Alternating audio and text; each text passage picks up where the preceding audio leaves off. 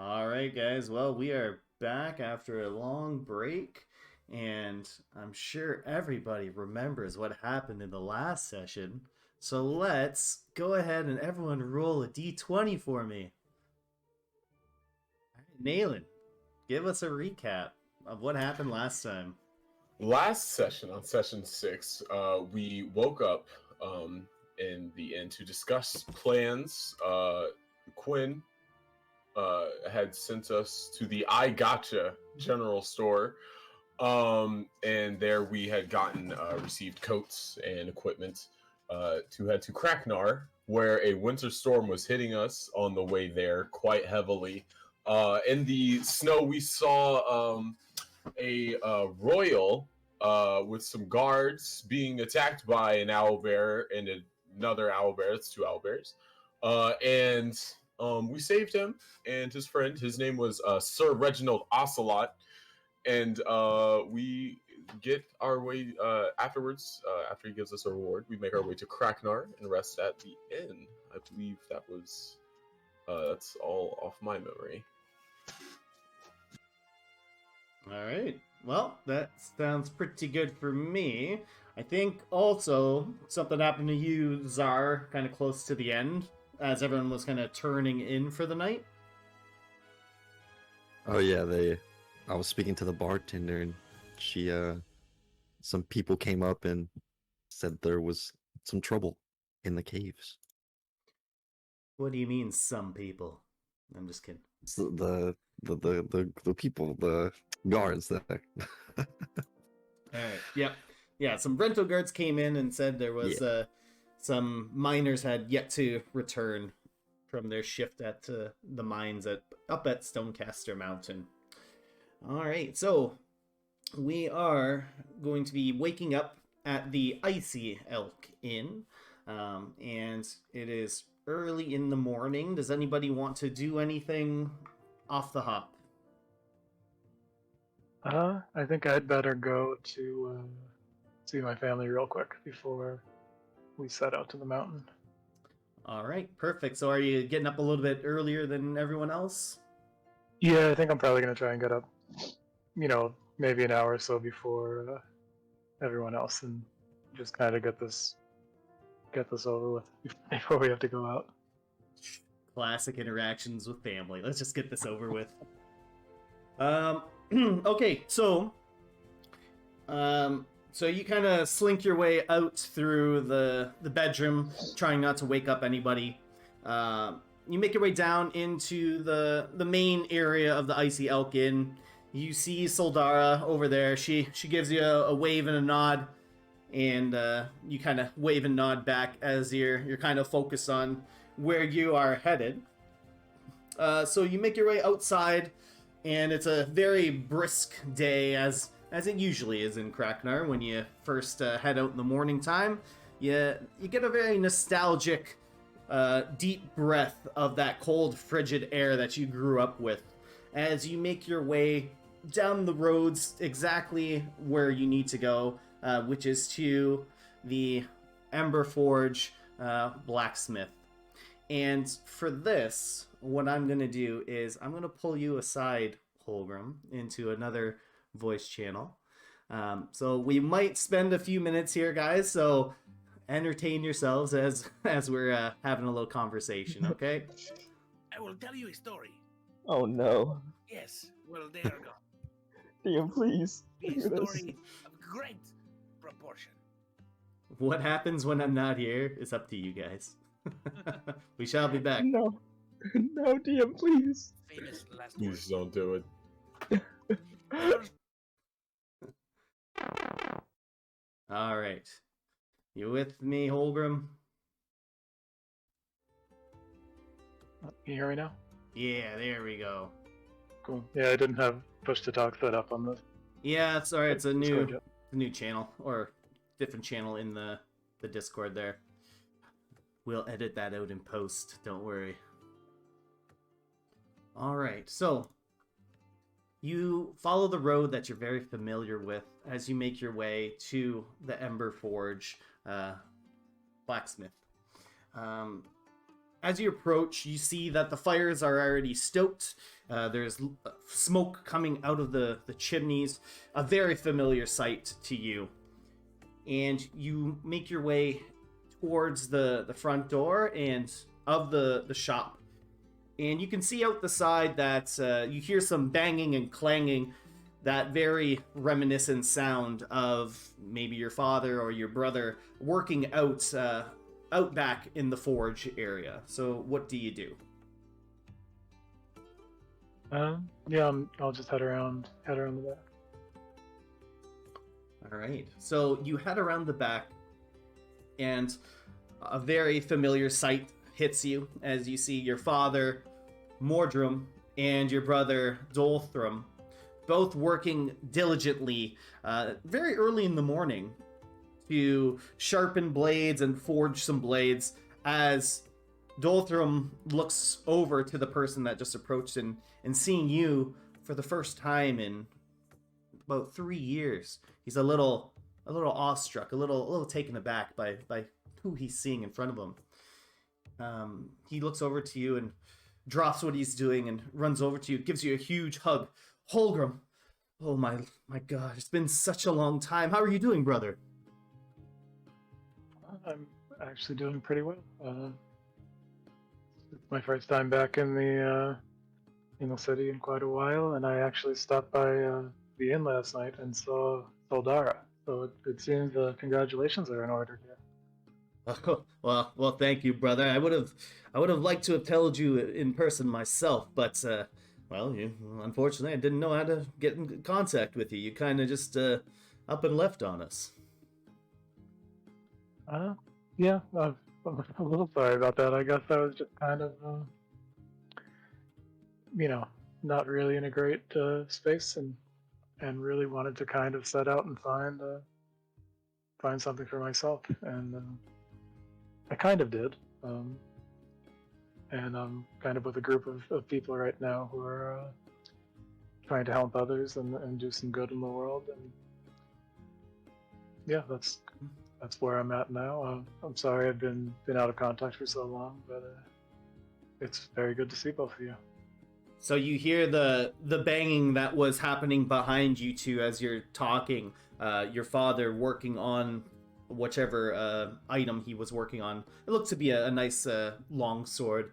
He kind of slams the long sword down hard on the ground, overhearing your conversation. Looks over to you and he says, huh, you could have been here helping the family instead of some random people. He seems very dismissive of the fact that you've come home even after so long. Dolthram looks back to his father and looks back to you, and he says, well, Dad didn't take it too well when you left after Mom passed. Oh yeah, Soldara did mention that. I know we haven't always seen eye to eye on what he expects of me and what he wants me to do, but I think it got to the point where I just had to kind of make my own way in the world a little bit, and I'm sorry if that's caused difficulty with the family, but I'm sure you and he are more than capable of running the blacksmith and dealing with all of that. Dolthram reaches out his hand and places on your shoulder.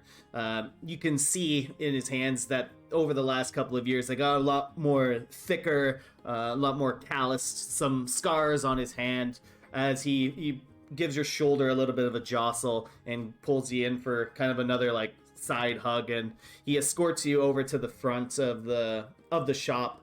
And as he leads you over, he says, I only wanted what's best for you, brother, and if you had to leave here to find it, well, it seems like you're on the right path, even if Father doesn't agree. And you hear your father get back to work on his smithing, and as you two round the corner of the shop to get a little bit out of sight line of him, you hear your father say, Zoltan, don't be too long. We have a large order that needs to be filled right away. And Dolthram looks back around his shoulder and says, all right, Dad, I'll be back soon. And so he pulls you aside over into the front of the shop, and he opens up the door.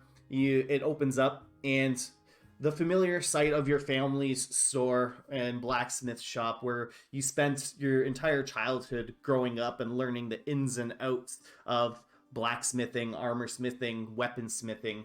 All of those memories come flooding back to you with the familiar aroma of soot and ash and molten steel. Kind of fills up your nostrils, and it's a pleasant aroma for you. It's very nostalgic, like coming home after a long holiday away, which is kind of what it's been like for you. So Doldrum pulls up a chair for you and himself, and he begs you to sit down, and he asks, well, tell me about these friends that you met. What's been going on? Well, they've actually met them quite recently. A group of adventurers. We're kind of have a few jobs that we're working on for the Crimson Sun, actually, out of Femto. Before that, though, I spent a few years at the Shrine to Sylvanas down in the Nokolan Forest, and that's really where I kind of spent a lot of time thinking and trying to get my head straight and figuring out what I wanted to do, and underwent some training there. And yeah, so right now this group, we're kind of new. We're just starting out, but it seems kind of right to me as something to do, to help other people and try and do some good in the world in my own way. Well, I'm glad that you're finding the path that you're meant to be on, brother. And he gives you another pat on the shoulder and says, whoa, looks like you put on a little bit of muscle as well. Yeah, the training was a little bit intense. Seems like you've grown yourself a little bit as well. I imagine you're taking over a lot more work up here. Yeah, I definitely had to pick up the slack a little bit once you went away, and dealing with that old grump outside hasn't been the easiest either. But Mom was his better half, and definitely kept his anger in check, and it's been a little bit difficult managing that with her gone. Yeah, I'm sorry to have left you in a tough situation like that. It's kind of sad to see him like that. I guess that was kind of part of the reason why I did take off. Is it's difficult to see someone you love struggling. Yeah, and I knew you and Dad were always at odds with. You didn't really want this kind of life, and well, now that I've been really into it, I can kind of see why you didn't want to. It's definitely tough on the body, and well, I can see why my father's quite the grump that he is. Yeah, I think that could explain some of it. But I hope that you have a little bit of a better go of it than he did. I'm sure he's taught us both a lot, and I think that should help you. And also Soldara, I think, seems like she would probably be very good around here with you guys. Yeah, Soldara has definitely been the bright lights of the last couple of years with Mom being gone. She really seems to brighten up Dad a little bit when she's by. But she's busy at the Icy Elk Inn, so she's not able to come over as often as I'd want her to. But when she's here, she definitely puts a smile on Dad's face. Well, that's good to hear. You did mention the wedding coming up. Is there a date set? Are you all ready for that? Well, it's still a few months away. We're hoping for a less cold springtime here. Kraknar is always basically winter all year round, but during those spring months we get a little bit of sunshine every now and again. So hopefully we're able to plan it out accordingly, and of course you're more than welcome to attend the wedding. In fact, if you are free when it's the time, I would love for you to stand up there with me. Of course, I wouldn't miss it. That's certainly a very, very important event, and I'll do everything I can to be there. And I couldn't help but notice that you mentioned you were working with the Crimson Sun. Yeah, we're kind of. I don't know if I would say working with them, but they've sent us on a little bit of a journey here with a goal in mind for them. Huh. Well, you know, if you're able to, it would be a fantastic wedding gift for not only myself, but it would help me and Dad around the forge here quite a lot. As you know, we have to use the old-fashioned methods of wood burning fires and coal and things like that in order to stoke the flames of the forge. But I don't know. Have you ever heard of Corsine before, or maybe seen it in your travels? Actually, I did just come upon it. Probably about a week ago, we were in Vrento, and I made my way over into the kind of industrial district they have there, and just to check out the way the blacksmiths do things. And yeah, I did get a peek at some, and spoke to the lead smith at that location, and it sounds very, very promising and interesting. And also, apparently, he's from up here, which I did not know. Yeah, well, you didn't hear it from me, but that's Lord Stonecaster. He has just been selling it off over to his rich friends down in Vrento, while me and Dad up here have to resort to the old-fashioned ways of wood and coal in order to stoke our fires. But I know that there's some kind of connection between the Crimson Sun and Corsine. I don't know if maybe the next time you're there, maybe you can ask about it. It would greatly help me and Dad out, and it was always something I've been trying to save up for. It's an extremely expensive mineral, or an extremely expensive ore to procure, and I just haven't been able to save up enough to purchase it with the wedding coming and all. So, I mean, if you're able to find some of that for us, it would be unimaginably appreciated, Bulgrim. Certainly, I'll do whatever I can. I think if these little missions that they're sending us on go well, I would absolutely be in a place to ask for that sort of favor, or to potentially have the resources to procure something like that. So, yeah, I will absolutely try to do that for you. Oh, that would be absolutely amazing, brother. But I have to ask, what brought you back up to this part of the world of Stellaris after being away for so long? Actually, our little mission has kind of brought us up here. We're actually headed towards Stonecaster Mountain right now. There seems to be something off going on. The miners didn't return last night, and Now that you mention it, we did just get an order this morning for us to sharpen and forge some extra weaponry for the Vrento guards here. Something must be going on up there. yeah, that certainly could be, and also just in general on Stellaris lately, there have been a number of monster attacks. We've had to fight a few different monsters to protect ourselves and other people just in the last week. I don't know if that has reached up here yet, but yeah, that's something that's going on. I mean, we see the occasional, like, owlbear and things like that, but you're saying there's other types of creatures out here attacking people? Yeah, a number that haven't been seen on Stellaris before. We've seen goblins, harpies, gnolls. We did have to fight some owlbears just to get up here, actually, on the main road.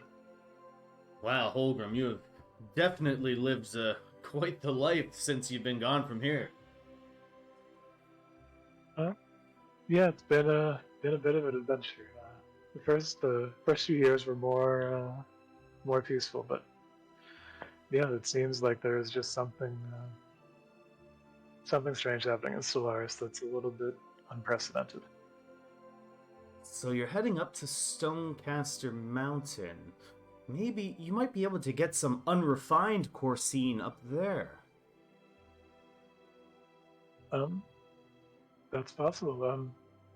Do you know what it looks like? What I would have to look for to find something like that? Well, Lord Stonecaster does keep it quite hidden from the general public when it's brought in, but I have seen what it looks like before, and Dolthrin will kind of go into an explanation talking about what the Corsine looks like in its unrefined form. So it's an opaque stone, but when you really inspect it up close and get a good look at it, you can see some extremely small fragments that are almost invisible to the eye, moving around inside the stone. So it's kind of like it's got like a milky like appearance to it with some swirling fragments inside.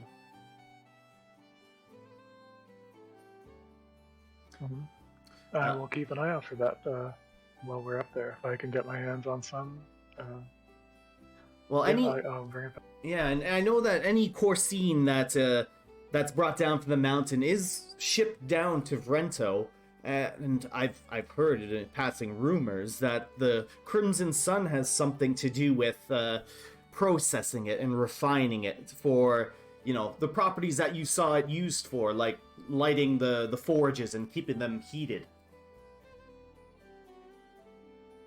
Well, yeah, that's another thing I'll have to. I'll certainly keep on my mind, and when we get back to Brento again, I think I'll know who to ask those questions to. You suddenly hear some banging from the outside on the window that faces into the store. Your father, Mordrum, yells, "Dolthrum, get out here! We have work to do!" And Dolthrum kind of jumps out of his seat and yells back, "I'm on my way, Dad." Holgrim gives you another huge, long, lingering hug. He says, "I'm so glad to see you again. Please stay safe out there. I have to get back to work, and you better be safe so you can make it to the wedding." I'll say, yeah, good luck, brother. I'll do my best to stay safe, and you'll definitely be seeing and hearing from me more often, and I will be there for the wedding.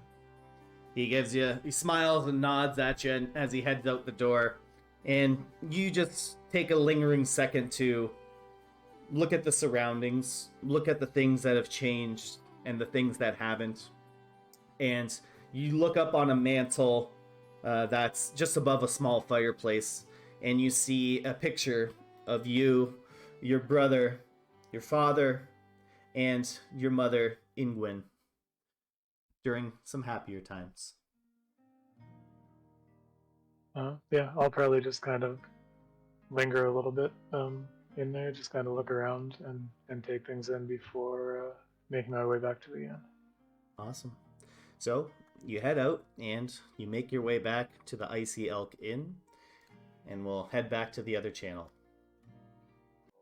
And you're alive. Are you alive? So Olgrim's been gone for maybe about just an hour or so. As he comes back to the Icy Elk Inn with a smile on his face, seems to have in being good spirits as he enters in. What have the rest of you guys been doing? Could Nayland work on check up on his potion that he was making, the health potion? Sure. So the health potion looks to be almost finished. Probably one more night of working on it and fine-tuning the ingredients in it will result in some kind of potion. So it's almost completed. Nice. How about the rest of you? Well, after Midas wakes up, he's just gonna spend the first part of his morning casting mending over his armor, just repairing any cuts and tears that those owlbears caused the night before. Gotta get that fancy looking armor back to fresh rating. Yes. Absolute quality. Zar, what have you been doing? So I know we said we got separate beds, but Star always ends up in Holgrim's bed, so he'll notice Holgrim gone. He'll be where'd Holgrim go? And I'll open the book, like, book, Holgrim's gone. What should we do? I mean, I've been sleeping the whole time too, buddy. So should we just go back to sleep? Well, I don't have any sort of semblance of time, so you tell me, should we go back to sleep? Are you Good night, tired? I'll close the book. Okay, good night. Go back to sleep. Eladrian, what are you up to? So Eladrian's gonna just kind of like walk out of the front door and just kind of wander around the inn or whatever, and see if he can find like he finds like a long stick, and he's looking for like half of a cantaloupe or something, like a hollowed out melon, and tries to improvise a lute because he's so upset that he still doesn't have his lute back yet. So he's just like yearning for it in the morning time, just pining for his lute. So Soldar is watching you kind of fiddle around with the stick and looking for something else, and she says, can I help you there?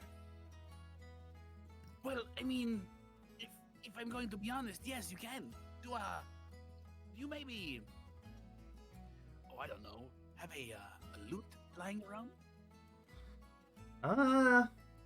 Well, let me just check in the old lost and found box back here, and she'll kind of rummage through the back of her bar.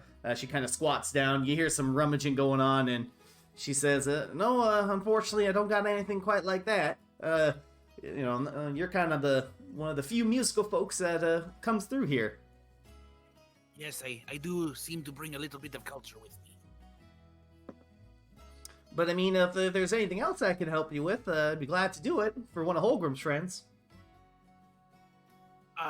Okay. Well, I don't know right now. But I will keep that in my back pocket. Well, how about I get you some breakfast to start your day? Oh, yeah, I guess I could eat. Alright, so she runs to the back, and after a minute or two, comes out with some large eggs and a big, like, turkey-sized drumstick. Said, you need your strength if you're gonna make it up here. She slides you over the plate. What a leg of meat. And he just, dives in. He just picks it up with one hand, throws it into his mouth, way to the back of his molars, takes this huge chomping bite out of it, starts chewing. What a man. And as you're chomping down, Holgrim enters into the Icy Elkin. And Soldara, seeing him walk in, say, well, welcome back, Holgrim. Did you head off to see your folks? I did, yes. Went a little better than I was expecting. My father didn't really speak to me, but yeah, I had a good talk with Daltrum, and I think things are looking a little better than I thought. Well, Dalton's been talking about you ever since you left. He's just been hoping you're safe and actually being out there and finding what you wanted to do.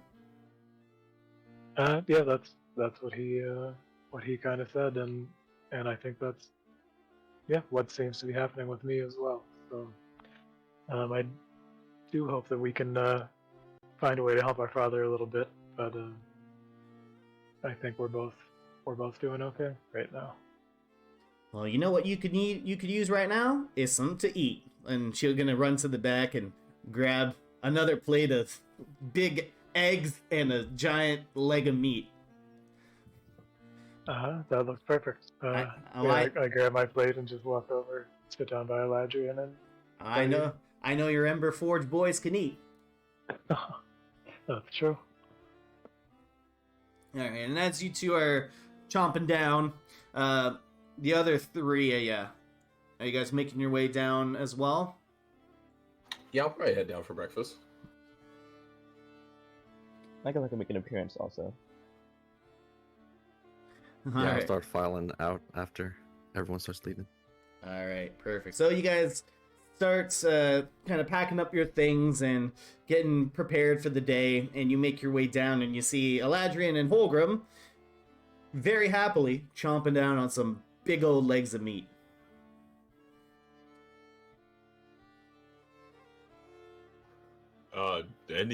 Good morning, first of all. Any more of those legs left back there? I'll ask the sorry, who's serving this? Soldara. Soldara. I'll ask Soldara that. Oh, of course, we got lots of food for Holgrim's friends. And he looks over to Midas and Zara. How about you two? You guys want the same? Yes. Make that 2, please. I'll Oh. take a A small one? yeah, small plate and a thing of ink for my book. Okay. I'll see if we have any ink in the back. And she'll go to the back, take a few minutes, and makes her way back over here to your table. Plops down a couple plates for Midas and a smaller leg there for you, Sar. And she says, unfortunately, we didn't have any spare ink in the back, but I got you a shot of whiskey. Well, I don't know if my book drinks, but I guess I'll find out. And I'll open the book. Book, do you want some whiskey this morning? I don't know what it is, but I am intrigued. Zara, what are you doing with that? Well, the book, he said he's thirsting for some alcohol, and I'll just pour the alcohol in my book. I'm being waterboarded. I'm being waterboarded. Help! Oh no, book, can anyone help? What? Why did you pour alcohol on your book? He said he wanted to try it. You want it? It's a book. Sorry. That is Guys, paper, Zar. Yeah, but we've been through this, guys. Look, my book, he talks, man. Like, I don't know what to tell you guys. He wanted to have some alcohol.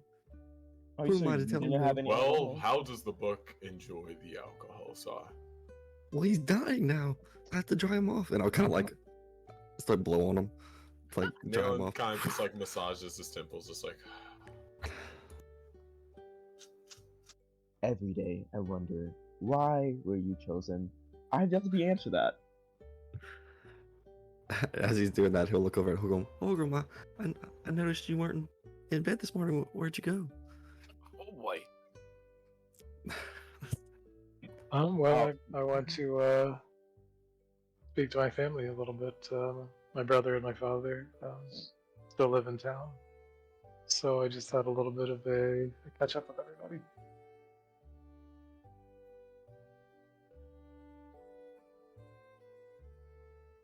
How did that go? It went okay. It's I think I've got some work to do still with my father, but my brother seems well, and we had a good talk. Good. That's a good thing, right? That's well to hear.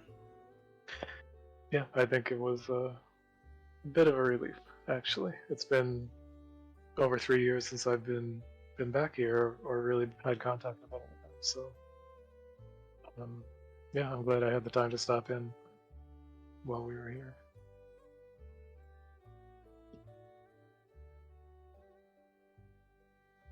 Well then, is there any last minute things we need to do before heading up? I don't have anything to do. I think, yeah, with the miners not returning, I think it seems like we're definitely going in the right direction, and time might be a little bit of a factor. Agreed. I'd say we depart post haste. I'll look up on my plate and like, wait, eat now? Oh yeah. I agree with him. After food, I suppose. Smart man. Oh yeah, I forgot to mention, last night when you guys went to bed and I was spending quality time with the book, some rental guards came in, and they said there was some trouble up in the mountains. Rental But guard. I didn't know that yet. Weren't we Oh, my heading bad. towards the mountains anyway?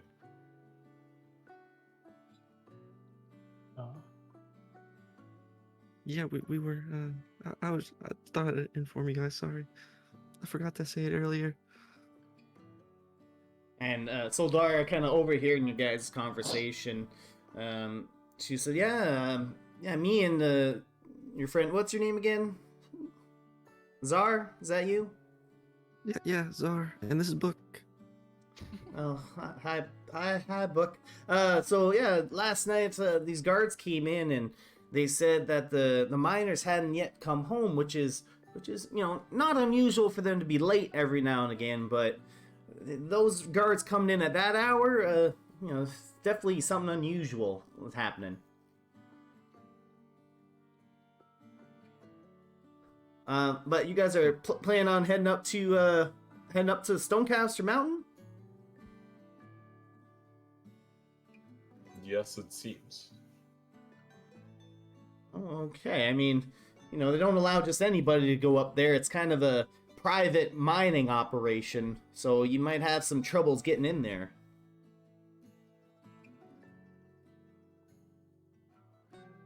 Well, Electric, aren't you from there? You can surely get us there, right? I mean, we will see. I'm sure lots has changed since I left, but we will see. I mean, I don't know. I mean that Lord Stonecaster is he kind of runs the town. His family's owned the mine for generations, and well, to be quite honest, and she kind of looks around left and right. No one else is in the Icy Elkin at this time, and she'll say he's kind of a pompous asshole. He thinks ever since, just because he owns the mine and he has all this money from selling off the ores and minerals inside of it, that that he walks on air. This guy. If anyone knows anything about walking on air, it is me. I must have a talk with him. What was his name again? Well, his name's Poliver Stonecaster. Poliver? Yeah, Poliver. I'm going to call him Polly. I don't think you should do that, Eladrin. Yeah, he kind of has the Vrento guards wrapped around his finger. He, since he controls the mines, he controls a lot of important resources in Vrento. All right, we will. So he's up on the mountain, and we will go find him. Whatever. I'm going to get him. Well, Lord Stonecaster just kind of lives just as you're heading out of town towards Stonecaster Mountain. He's got a kind of a big residence just at the end of town. He doesn't even live on the mountain? What a poser. Not everybody lives in caves, Eladrin. What? Oh, okay. But yeah, if you guys are heading up to Stonecaster Mountain, you're definitely gonna pass by there. Should we talk to him before we go up, or should we sneak around him? We might as well try it, at least. What can go wrong? Well, she said that he's an asshole, so I don't know. It's either Well, you we get only caught came here in for there, one or we thing. actually there. We only Regardless, need to we're find him out going the there. cave. Yeah, we only need the one thing. I mean, let's not bother him if we don't have to. And if he Yeah. catches us in there, then what? I'm sorry. What if he catches us in there, but not supposed to be there? Well, then we can pretend that we were on our way to see him. Yeah. Surely this is gonna go so well. I think whatever happens, we don't let him know. And I'll make sure like that. I keep forgetting her name. The bartender. I'll make sure Soldara. she's not around when I say this. Soldara, thank you. like, we make sure she doesn't know about the item that we're looking for, okay? Yes, I also agree. We should probably keep that under tight wraps. We don't know who we can trust. Exactly. Even though some people trust anything like a talking book. I'll like stack my plates as I finish saying that. Hey man, the book is trustworthy, okay? Yeah. Did it tell you trust that? him. Or is it Don't- still drowning? Holgrim, do you trust my book? Holgrim, don't answer that. Thar, I'm still it's still a little new to me. Might take a little while. I'll take it. See, Oh. trust him. I'll look at Midas. I trust the magic it gives you during battle. Even then, that's kind of been iffy, hasn't it? Nailing kind of just like gives like a small nod, though. Just like, I'll tap Zar on the shoulder. It's okay. We should probably get going. agreed. Yeah. So as you guys are finishing up your meals, Soldara comes around and grabs your plates and the leftover bones and all that kind of stuff left over. She brings them over to the back, and she looks over to you guys and says, "So are you guys heading out now?" Yeah, I think we are. What do we owe you for the rooms, for the meals? Oh, Holgrim, don't you worry about it. And she just comes over, just gives you a big hug, and she says, "We're family now. You get the family discount." And she gives you a wink. Yeah, thank you so much. I did talk to Dalton a little bit about the wedding, and yeah, I'm gonna do my best to be here for it and to be a part of it. So She It's, lets out a very it's great. excited little girly squeal at the thought of her wedding kind of going off as intended. Oh wow, that was sure is a lot of energy. yeah, I'll just say it was wonderful to see you again, and I'm glad. Yeah, that we're becoming family. Well, don't go away for so long, okay? Make sure you come back a lot sooner than 3 years. That's the plan this time. I hope to be back much more often. Well, you and your friends always have a room here at the Icy Elk Inn, okay? That's very kind of you and generous. Thank you. All right, so you guys make your way up off the tables, off your butts, and you make your way outside with all your belongings that you have. And what are you gonna do? And Kraknar. Or Stonecaster Mountain. Right? Yep, alright. That works. Well, thankfully, Stonecaster Mountain is pretty easy to identify from where you guys are in Kraknar. It's the giant mountain that's to the north, so you have an idea of where you need to go. So you guys begin walking through the city of Kraknar. You see, lots of stalls of various vendors there. A lot of salted fish, salted meats. Local taverns. There's like a hunting club there. There's also, you pass by a large garrison of Rento guards who seem to be preparing for something, and they look to be in quite a commotion behind the gates there. You can hear some people yelling, "Let's get a move on, we have to get ready to go." And you can just kind of hear that, lots of shouting and things like that from the interior of the walls of the garrison. But you guys continue pushing towards the north, heading out of town. And as you make your way out of town, you begin to hear a loud number of people yelling and screaming. They're all kind of yelling together, and it's kind of almost blending just into a flurry of sounds. And a large mob has appeared outside the gates of this very elegantly built stone and brick and mortar home. It has multiple levels to it, some stained glass windows, and you could probably assume that this was the household of the Lord Poliver Stonecaster. This house is much more ornate than all of the other kind of brick and lumber built homes that decorate the rest of Kraknar. So loud crowds are screaming at the gate, and as you approach, you can hear some of the voices shout out things like, "Where's my brother? I haven't seen him all night. My son is still at the mines. Where is he? My father hasn't been back for hours. What's going on?"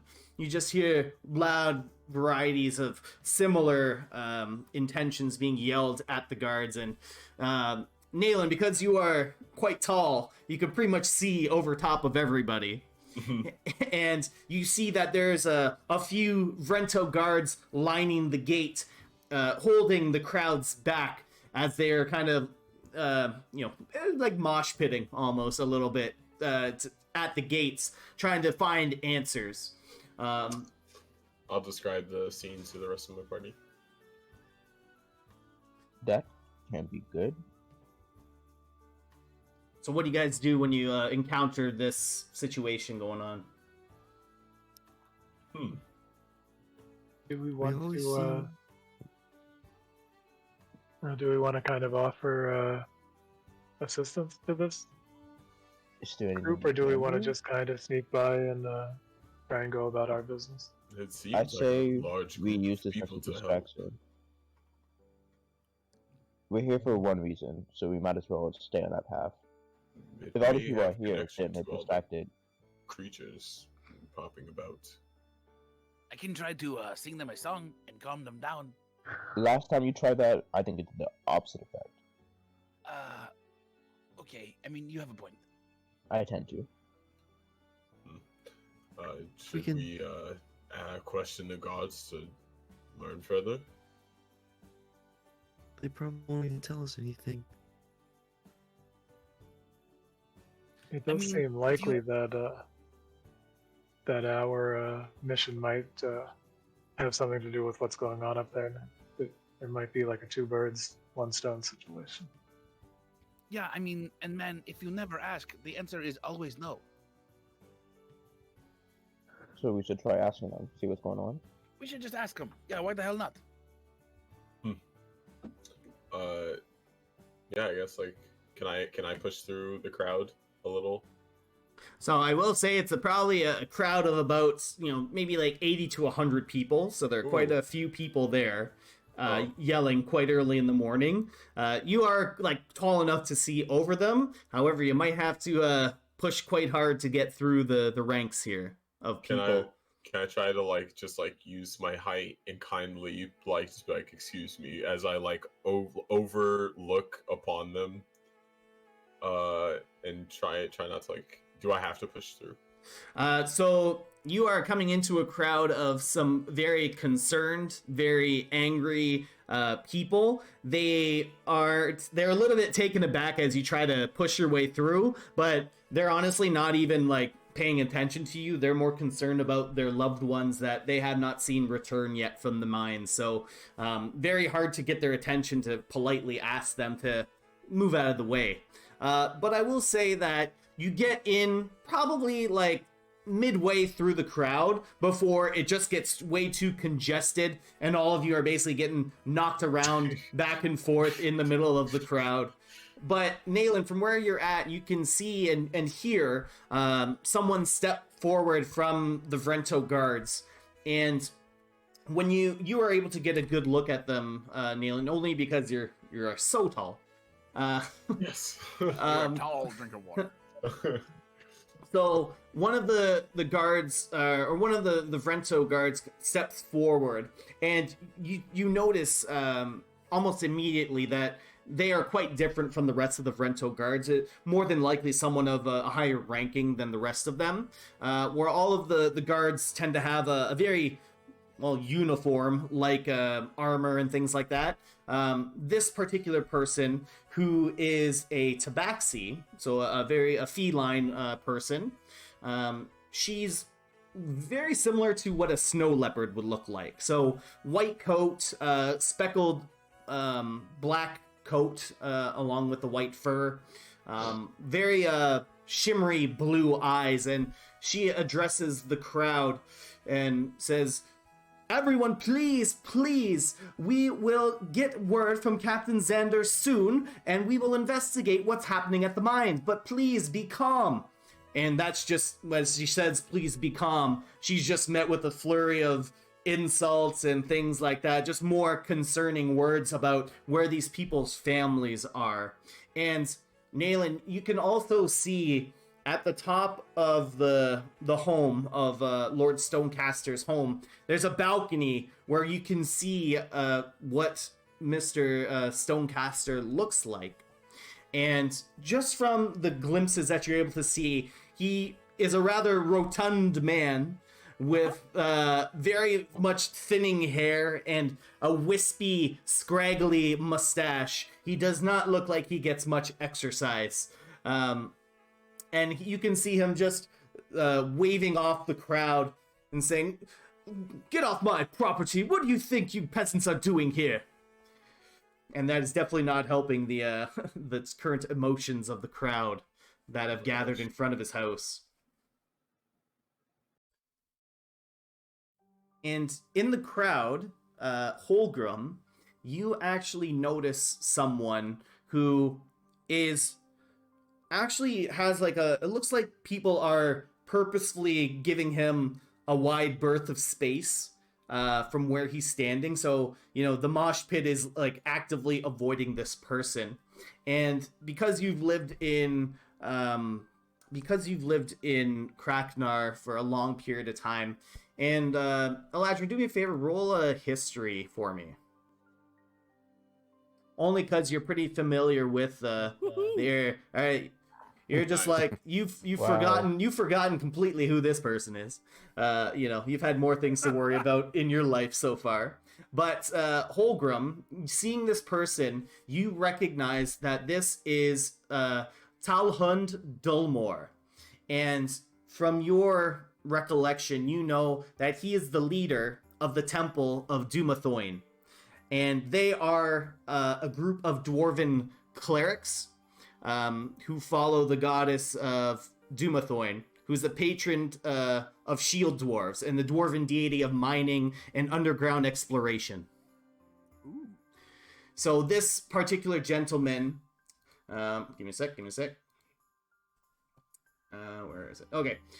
So, you know, this particular dwarf, he's very elderly, probably up in his 140s, long gray and black beard, and his eyes are a smoky gray as well. He walks around with an ornate decorative pickaxe as a cane. And just from your recollection of him, you know he's a very serious man, and he wouldn't be out here unless there's a particular concern. Okay. Yeah, I'll try to approach him. Would I know, like, is there a way that I would address him, I guess, or would I just call him like Talhund?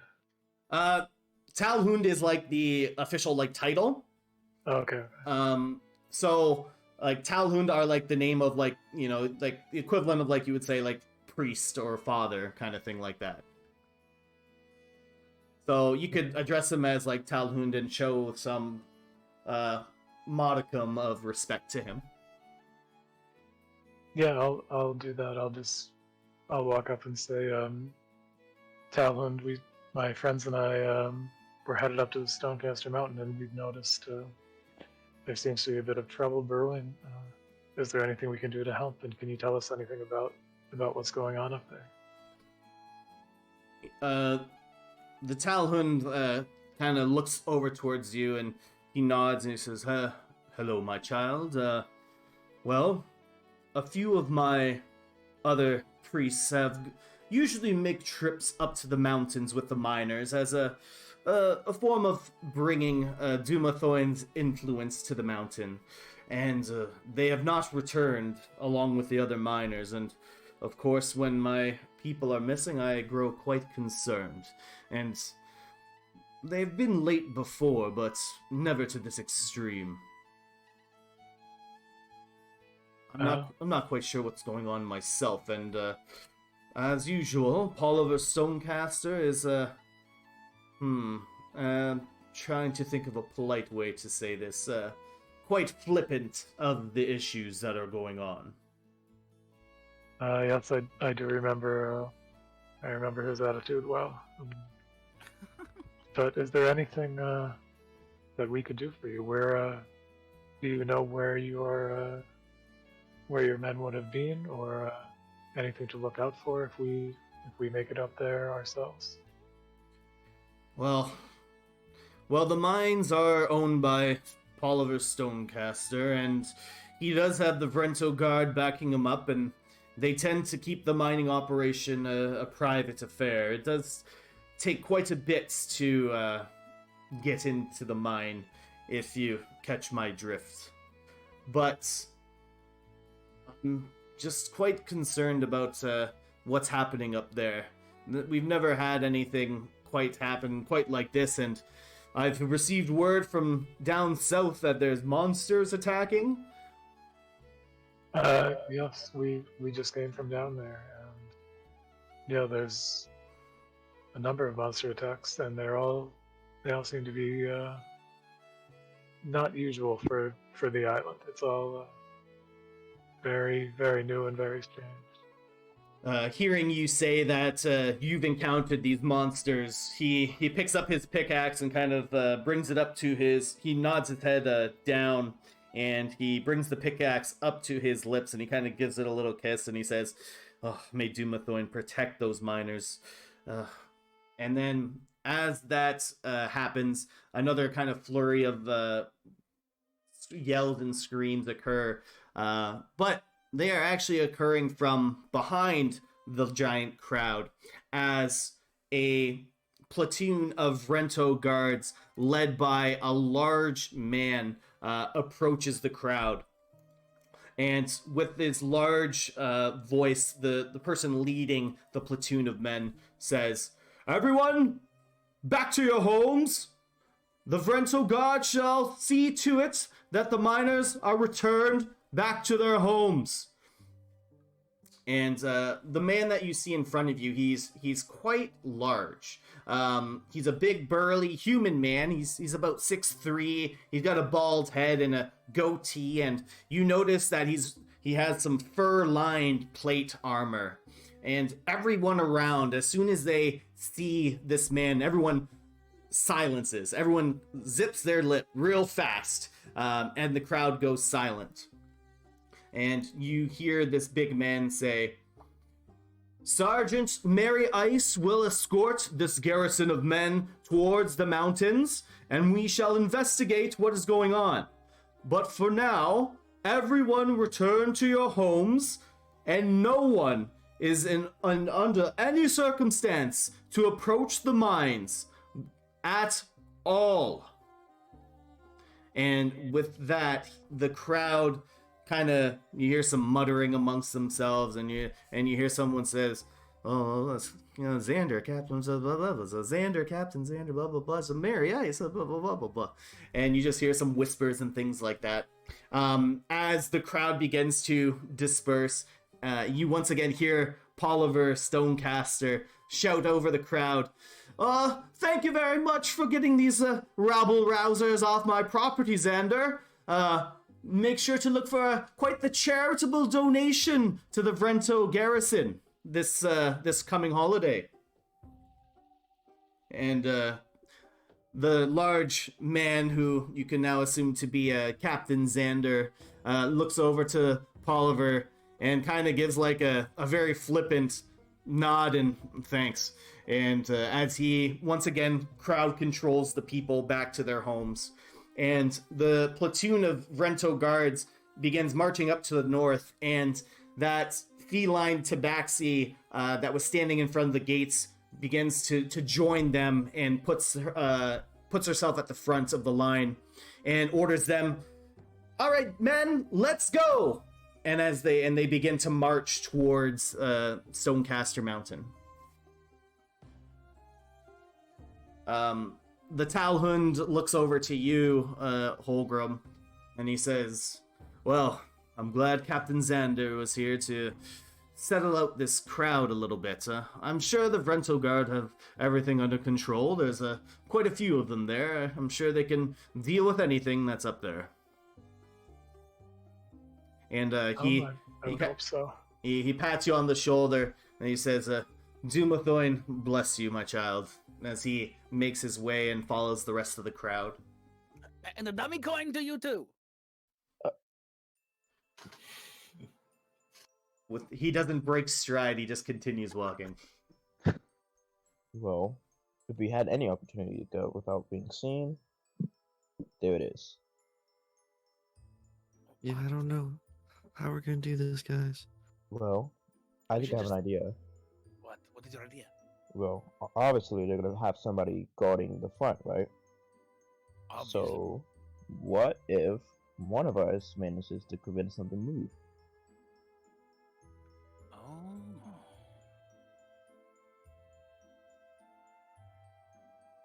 That is not a bad idea.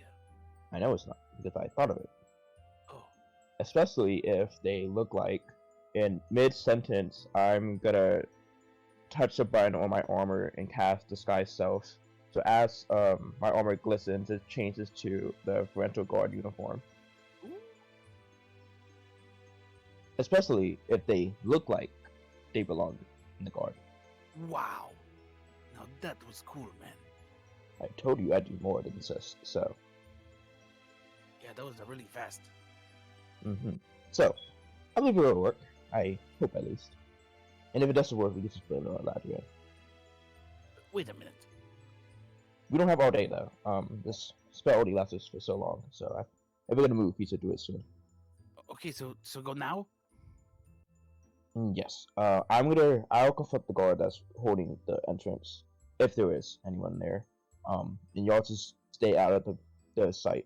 That way, it doesn't look like y'all following me.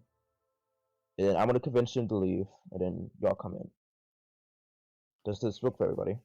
Good Yeah. luck. Sounds good. I don't need luck. Okay, man. Then don't take it. Because I need it, and so let me have it. So but just in case, and Nayland does cast guidance on you, so you'll add a D4 to any of ability checks. So your plan is to remind me We're again? gonna go to the entrance, assuming that there's somebody guarding the entrance of the mountain. We're gonna convince him to leave. Well, I'm gonna convince him to leave. All right. So before, we know that you can transform, but Holgrim and Eladrian would be wants to tell you that the journey to Stonecaster Mountain on foot is about a 4-hour trek. So you got a little bit of ways to go. So you know that you don't have to transform currently, or you can hold off a little bit. But I'm gonna do that. I don't know how long it lasts. That's why. Not that long. Yeah. Not 4 hours. I thought the barricade was here. No, I thought so too. no, Stonecaster Mountain is still a ways away. Okay. That's the last 4 hours. So Okay, we'll wait on that plan. yes. So Yeah, there's no I one think- blocking like our path to get to Stonecaster Mountain? Like, there's No, guards or anything? it's like, imagine like the mine is still a little ways away from the city. And Holgrim, roll a history check for me. Okay. Come on, Horgy. Okay. So Holgrim, you're aware that miners living here your whole life, miners usually take some kind of sled up to the mountain, which significantly reduces the time, but you can't quite put your finger on, like, you know, the person that owns the sleds and things like that. Okay. So we have to sign like a waiver? Do we want to just kind of walk, like follow the guard, but try and kind of stay out of, sight of them and just, I believe that'd be smart. yeah. should I have anything kind of keep an eye on them from like a bird's eye view? That way we can stay further back. Yeah, don't one of us have an owl? Yeah, that's me. Yeah, Anything. it's anything. Like, Whatever, its name is whatever or something. Is there anybody like around that I can ask cart who wouldn't be like a member of the guard or somebody who interested? Did I say that again? Like, would I know if there's somebody around where this house is who would know about the sled, but who wouldn't try and prevent us from going to the mountain? As you continue a little bit more outside of the city, you notice that, well, coincidentally, the sled shop or stables are on their way out of the city. So you would be passing by the stables there. Yes. Okay, and then if we were to take a sled, I guess would I know? Like, would we follow the same route that the Rento Guard are taking, or could we kind of go around them so they don't see us? You could try. You could Okay, definitely try. So I'll kind of relay that to everybody that there are these sleds that the miners used to get to the mountain faster, and we might be able to use them to beat the guard up there and to get around them. You think we can beat the guard with sleds? The guards are currently walking. would they see us in the sleds? Have you ever been on a sled, man? It is really fun. I have never been on a sled. We need to do this just for the fun factor, not alone that we will be faster than walking. Fun. They Yes, focus on the important things. Have you ever had any fun? Oh, I've had plenty of fun. Good, let's have some more right now. Jump on the sled. Is this? Does everyone agree with this plan? I'm not gonna lie. I don't understand. Elijah, get back over here. As long as we can stay hidden from the guard on the sleds. If not, we should like walk around. You know, if the sleds are That's too not the noisy. plan. We will go so fast see. on these sleds, it will be like a blink of an eye, man. They won't be able to see us. Well, Can you might as well guarantee try that? it if we're going to do it. Time is of the essence. Yeah. I think this is our best chance to get there as quickly as possible.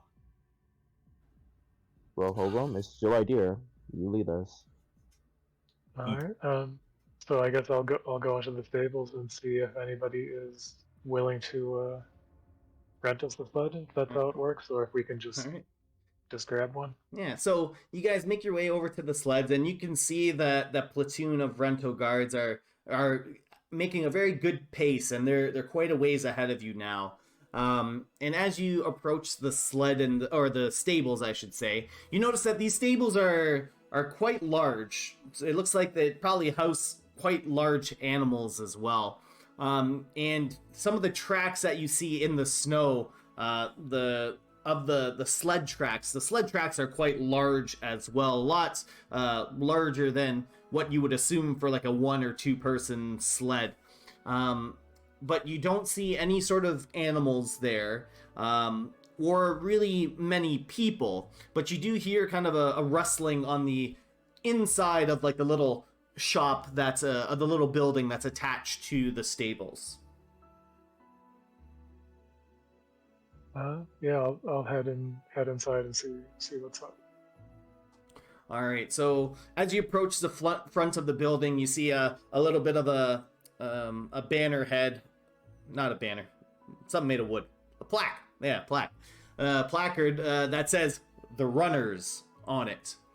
And as you walk into the Runners store, you are greeted by a large dragonborn man who's copper toned, and he looks to be quite panicked and kind of just shuffling around things on his desk there. And he looks up to you guys and says, you guys don't look too familiar. Well, what can I do to you? What can I do for you? Welcome to the Runners. So I'll say my name's Holger Emberforge. My friends and I are making our way up to the mountain in an attempt to help with this rescue. We were wondering if you could help us out with transportation. Emberforge. Are you related to Dolthram? Yes, he's my brother. Oh, well, Doltham's a great man. I've only been in Kraknar for maybe a year or two, so he's been very, very kind in showing me the ropes, and we go for a drink all the time at the Icy Elkin, but that's neither here nor there. Unfortunately, as I'm sure you saw outside, we don't have any sleds available or even any animals to bring you there. Or, you know, the Vrento guard probably would have took them if I had them. That makes sense. That's a little unfortunate for us. We were hoping to beat the guard up to the mountain. You wouldn't happen to know of a quicker way than what they're taking? Unfortunately, there's only one path to the mountain, and that is straight at it. Of course, if I had some elk here and one of my sleds, I'm sure we could get you there in only about an hour or so, but without any of my animals here, unfortunately, you're stuck to making it there on foot. And, you know, given everything that's been going on, I would have expected the sleds to be back by now. Usually they're back every night. And I sent one of my stable boys out there with another sled to hopefully bring some people back. But he also hasn't returned. So here I am sitting without just without anything. I'm sorry for your troubles. We will certainly see if we come upon your stable boy or your sleds when we make it up there. Wait, why are you guys going up there? The Rental Guard are going up there, and they said it was strictly off limits to anyone else. Janitorial duty. Oh, hold on, I know all the miners that go up there, and I haven't seen you guys before. Well, you know, just like a regular janitor, you know, we're kind of invisible, man. You know, don't usually see us. We're working the background. Yeah, we clean up after the rental guards. We just kind of walk behind like 100 feet. This is true. We even have the brooms to sew it. This is, you know, outside. Yeah, we even have our own theme song. A janitorial theme song. Yeah, you want to hear it? He kind of sits well, back. Actually, we really have to go. We're ahead schedule, behind schedule. I should rather say. I kind of like grab Eladrian before he starts, like while he starts pulling out the loot. I grab him by like the scruff of like his jacket, like from the back. It's just like, all right, and I suppose we should get to it. Oh, maybe next time. Just like walk out with him. What about the other guys? Oh, what was that? You need me? Coming. And I walk right out. I'll just go out and just say, I'll let you know if we find anything. Remember, we're the Mighty Ducks, and I walk out too. And he as you kind of walk out, Zara, you kind of hear him say, "The Mighty Ducks," and then you guys exit the building there. So what are you guys gonna do now? We're going to Quack. Oh no, we're not. I guess back to the original plan of just following along. Yeah. I can track them, but I need a piggyback ride from someone. Nayland? We know where they're going. Okay, fine. Nice try, man. Damn. Listen, We're so close.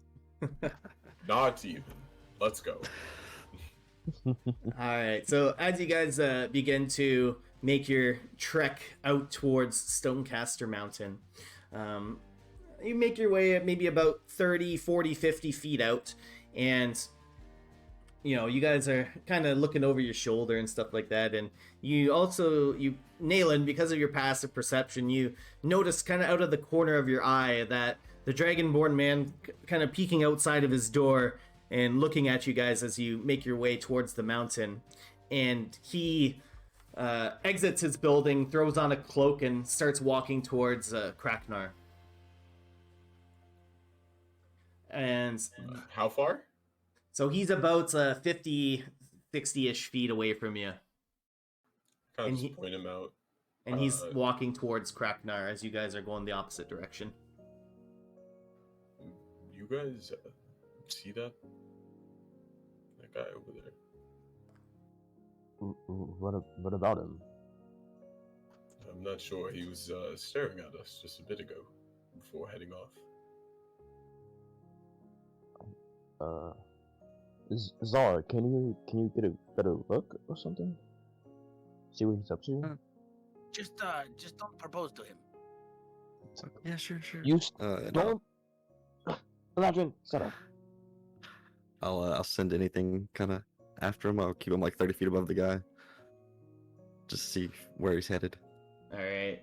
So anything takes off into the sky from underneath your cloak, and he soars up high in the sky. A very unusual bird to see, a completely black bird in a snowy area. Usually they tend to camouflage a little bit better in the snow. But he doesn't seem to be paying any mind to him, and you see that this man is just continuing down through the main roads of Kraknar. And as you guys get further and further away, what's the distance that you can see with your familiar? Is there a certain range? 100 feet. So Yeah, 100 feet. as you guys continue one way and as he continues the other, you aren't able to keep focus and see through anything's eyes because you guys are going farther and farther apart. So you kind of lose him as he's still walking through the main streets of Kraknar, and you see him kind of wave to some people and things like that, friendly waves, and that's kind of the last thing you see before your vision comes back to you, and you can see anything circle around and head back to your direction. So as we was walking, like my brief stint through the town, like kind of going towards the mountain, would I know if he was walking towards maybe like the bar, what was it called? The Ice Elk Inn, or is he heading towards like Paul over Stonecaster's house? He walked past Paul over Stonecaster's house, and he, about the time where you lost track of him, he may or may not have been walking past the Icy Elk Inn, but he might have also been going to somewhere else. You can't exactly tell with the bird's eye view and like the look on his face. Gotcha.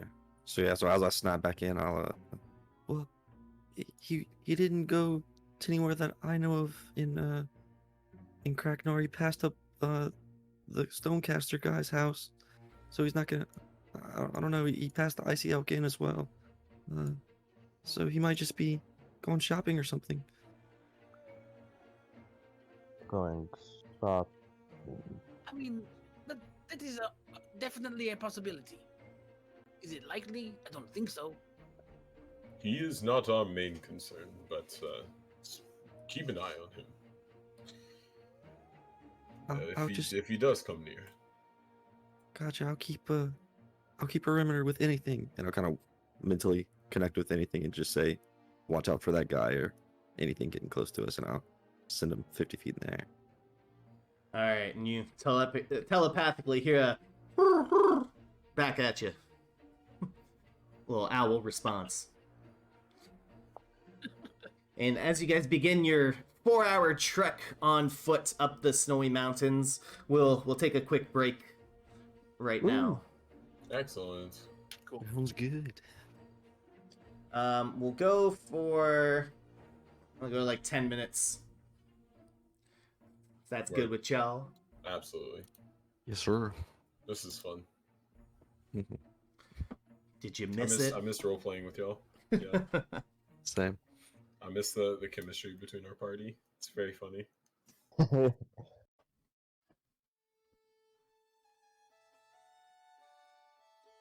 You ever Yeah. played the game I Am Bread? What? No. There's a game. Isn't that a movie There's a with game Will called Smith I and Am zombies? Bread. I know this is Just imagine him just put toast, and he's fighting butter and jam. You know, He's that's zombies. fighting butter jam dogs. my cat's name is Loaf. Oh, that's adorable. Loaf. Loaf. funny. Like a loaf of bread. Does it look like loaf? It's huge. It's just Yes. a giant fluff of thing. Amazing. She's a Norwegian forest. She is an entire Norwegian forest. It's a, Yeah. it's a breed. She's like an ancestor to the Maine Coon. So Oh, she's, nice. she's just massive. What's Yeah, a those Maine things are Coon? Is huge. it like a jungle Maine- cat? Think of a cat that just like it ate a Mario mushroom. Oh, Yeah, it was like enormous. Like the Grinch's heart grew 3 sizes. This cat is like this cat 21 pounds. grew 3 sizes. Yes. Oh Jesus Christ! It's a huge cat. Yeah, it's a bit. Yeah, it's Maine massive. Coons are huge, bro. He's so fluffy though. Holy. Yeah, lots of hair. All right, you hairy beasts, you ready to rock? Turn up. Turnt. All right, so you guys are currently following behind the trail that the Vrento guards are leaving for you. You know, there was quite a few of them. You couldn't exactly count how many, but they have carved out quite the easy path for you guys to follow behind them, while you kind of remain out of sight a little bit. But as you make your way to Stonecaster Mountain, the walk has you going slightly uphill, and you can feel the muscles in your legs begin to get sore as you push towards your destination on that slight incline. Your breathing rates increase as you see your breath frigid in the air. The footprints in the snow behind the host of Vrento guards just basically give you a nice path to follow towards Stonecaster Mountain. So as you guys are walking there, I'll just give you a little bit of time to RP for a little bit. Guys, I don't think. Why do we do this? Can we just go back? Is this even worth it? I've never been this cold in my life. you know, This I is was very happy back in the field. This is like a warm summer's day. I like Whoa. Eladrin. It is not that bad. I can like picture What's Elijah worth just like it? skipping through the snow and stuff like that while we're all like dying. Perhaps to an air elemental, but not for someone who is raised in forests and humid weather. Yeah, I mean, I grew up right around this corner there. Can you see your cave from here? Can I see my cave? No, it's still a little higher up, man. I can't. Why is my breath so visible? It's everywhere. Yeah, it's called science.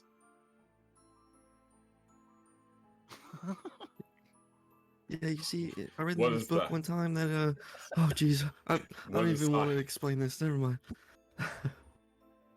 You know, it's because your breath is like really hot and smelly, and then the air is clean and crisp and cold. And so when your stinky, smelly, hot breath hits the clean, crisp, cold air, it makes it like, you know, steam. Me personally, we're not taking I- that.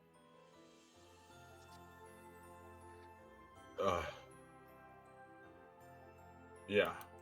Okay. I learned to do something. Now is not the time. You know, if you're focused on learning, you're not focused on the cold. Okay? I'm just trying to help here. It's hard to lose focus on the cold. Just be like a duck. What does duck have to Ducks, do with ducks anything? We go waddle? south for warmth. We are in the cold. Yeah, okay, so maybe this wasn't the best place to use the duck analogy, okay? Just let's quack. Quack. Quack. Quack. Quack. What does that have to do with anything? It's our name, Midas. We have to live up to our name. Do we really? You want to be the ducks that don't quack? When do we ever? I'm not a duck. Thank you. Some with fucking sense.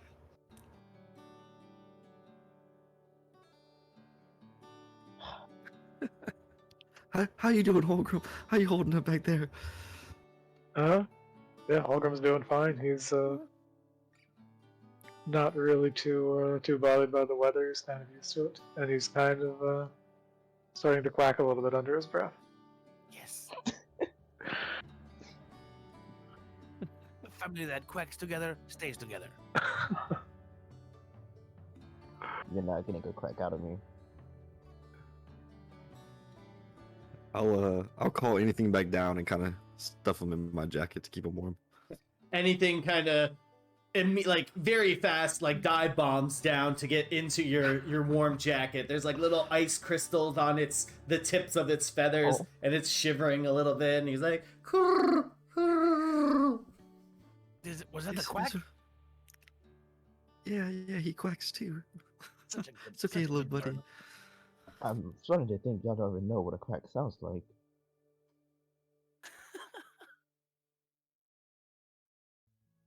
Hey, Midas quacked. He quacked. I did not.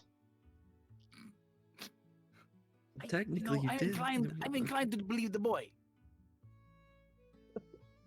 No such sound came out of my mouth.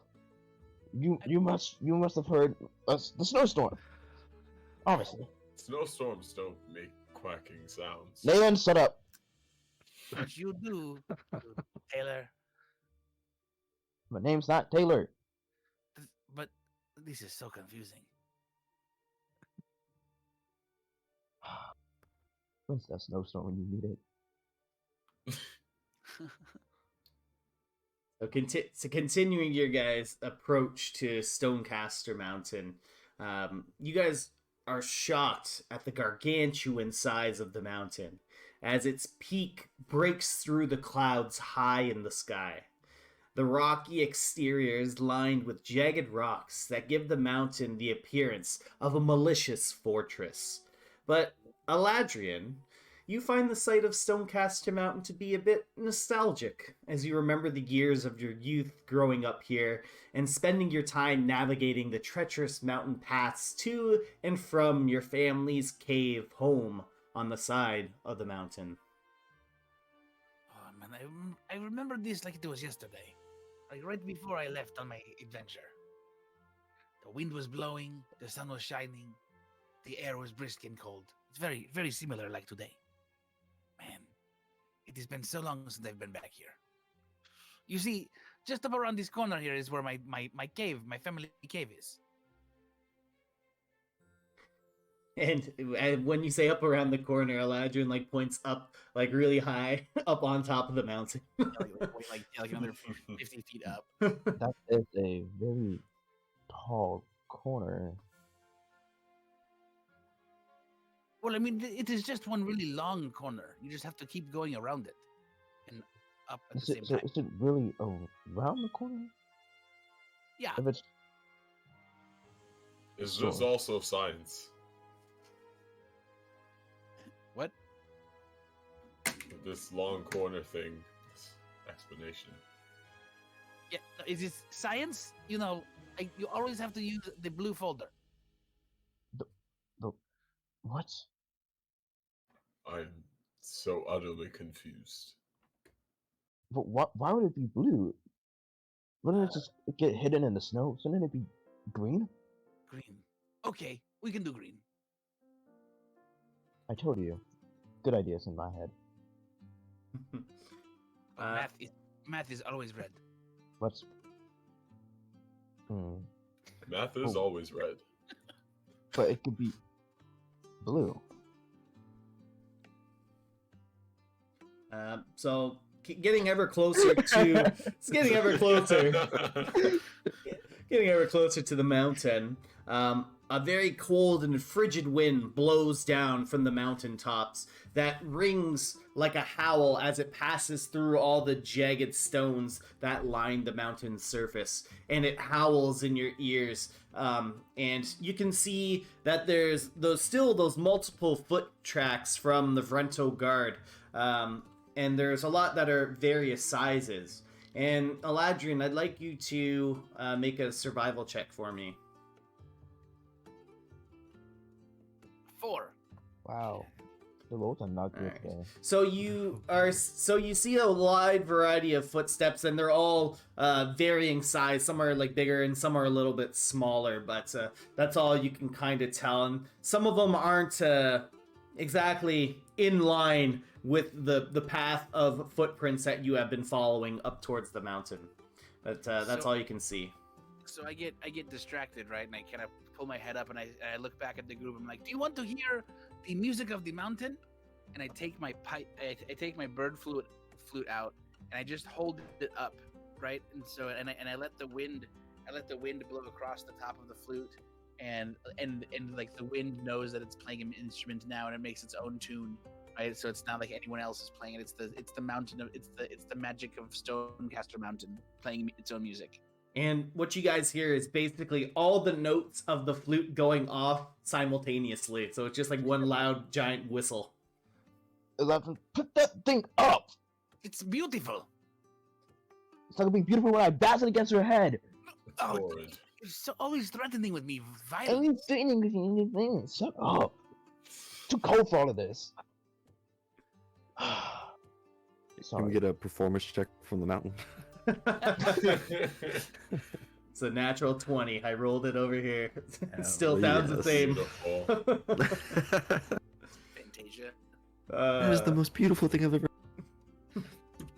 The sound's awful. Thank you. Someone with taste. God. It reminds me of my childhood. This Your childhood sounds music. not harmonic This at all. does sound like a child's music. Yes, like a child would play. Suppose I may tolerate it. You guys are getting much closer to the mountains, what you might assume to be the base of the mountain, and you are well within the mountain's shadow. And even though it's still, I would say it's still fairly early in the day, maybe it's gotten to around maybe like 1-2 p.m. around that time, it's very dark around where you are currently from the mountain shadow. And as you guys currently continue trekking upwards, just up a small cresting hill, you start to hear some sounds coming from in front of you. And it's the sound of clanging metal and war cries. What do you guys do?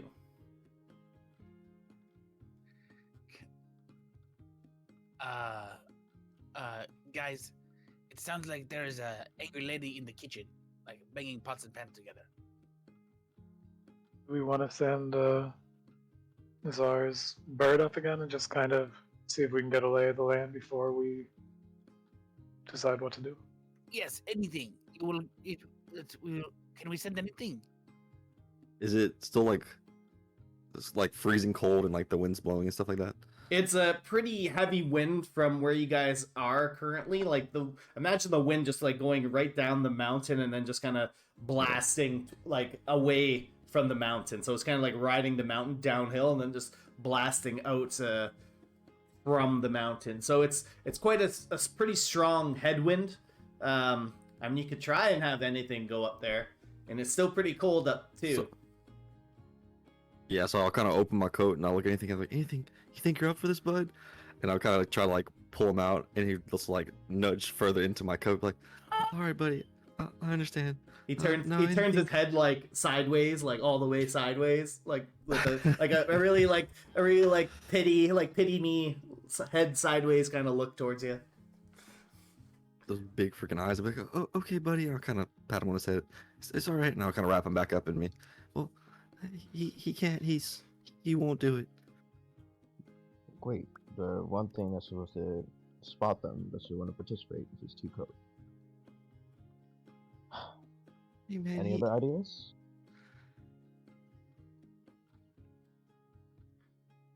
Great. Oh, apparently Midas is all for animal cruelty. He is a tailor. I don't know what you think these clothes are made out of. So what do you guys want to do? We can go with your other idea, Midas. You can like transform yourself like before, and go see, because it's probably them fighting. Okay, but it's gonna be harder to explain while I'm there. There's a lot of people. We can't no, just send anything to see it. The He's bird too won't move. cold. He won't get out of my jacket. Oh, I'm sorry. This is spoil it. Uh, I say we send a Ladrin. What could go wrong? Well, don't answer that. Okay. I still think we should send a Ladrin to hope for the best, though. Why don't I disguise myself as someone we haven't seen, and I'll go and check on things, and if they see me, then I'll run back, and they won't know who I am. You won't get caught, though, right? No. Uh, You won't get Uh, caught. I can turn invisible. I think that would work. Very true.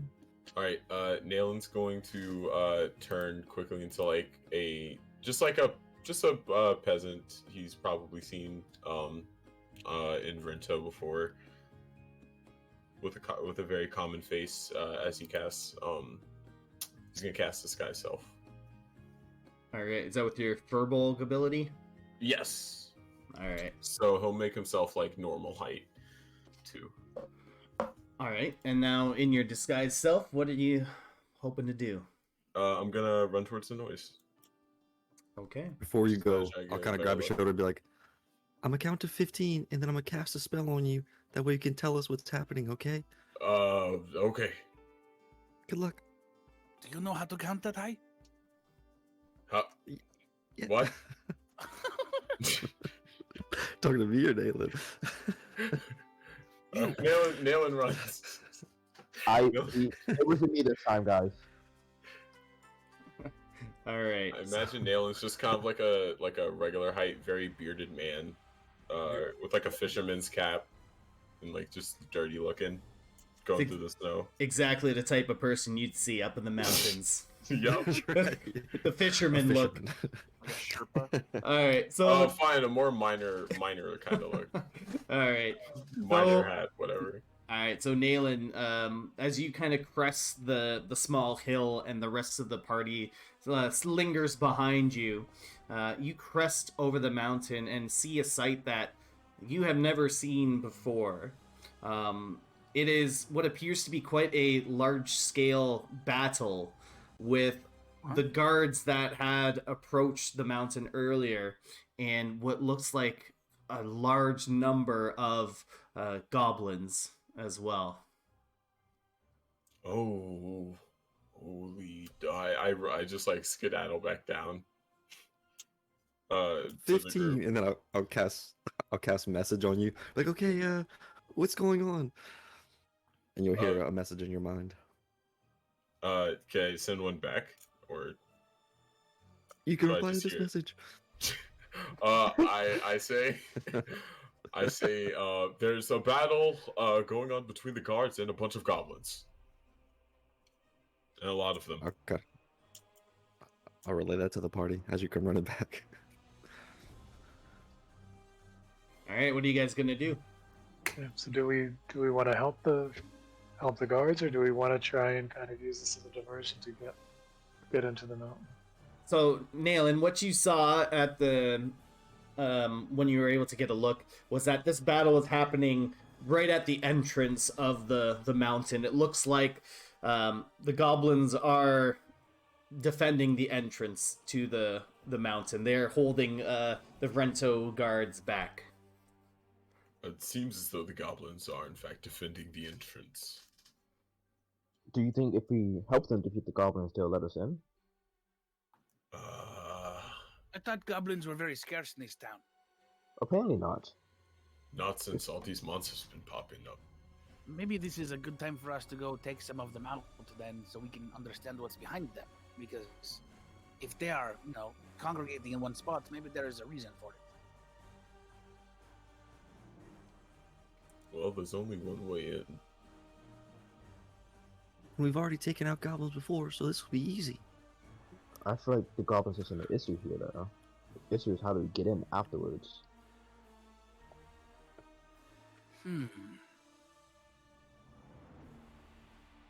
Well, it's like Holgram said, the guards will be like, you guys can come in now, you helped us kill the goblins, yay.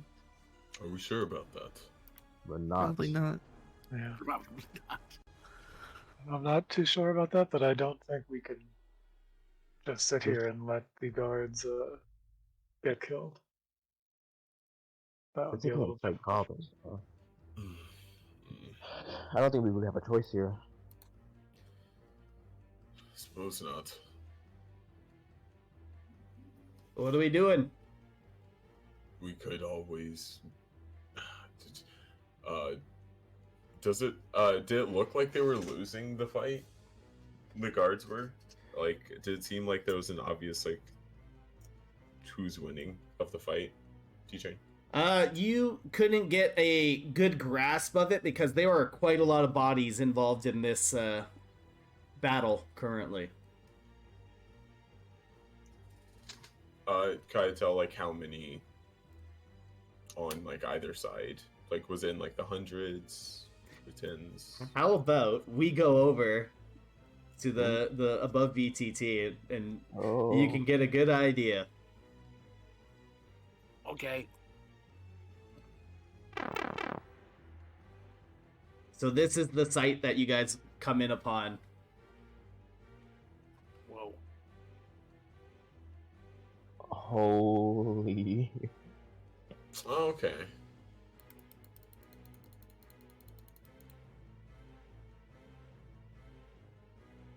Don't move the sleds. Sorry.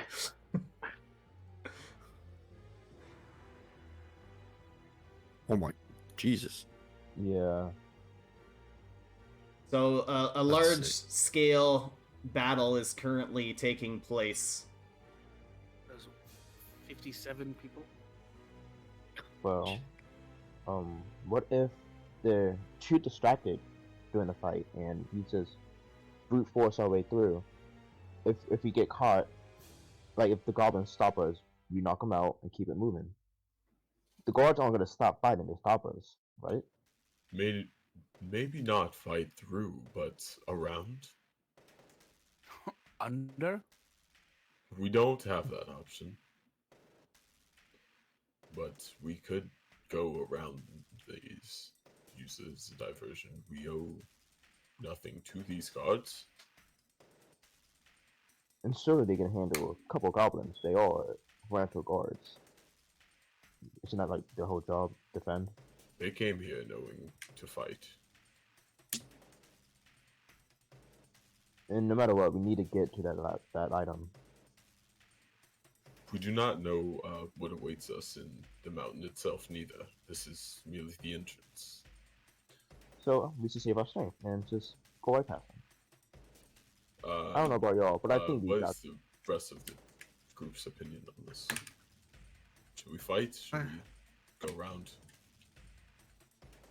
I agree with going around. We can probably stick around this tree line to the right of us and get behind them somehow. Yeah, I feel like we're probably going to have to fight at some point, even if just by the entrance, it looks like the leader is back there. But if it's 5 of us, we can surely take out the few that wants to fight us. Certainly. It's also possible once we get down there, we won't really be given a choice of whether to fight or not. That is also possible.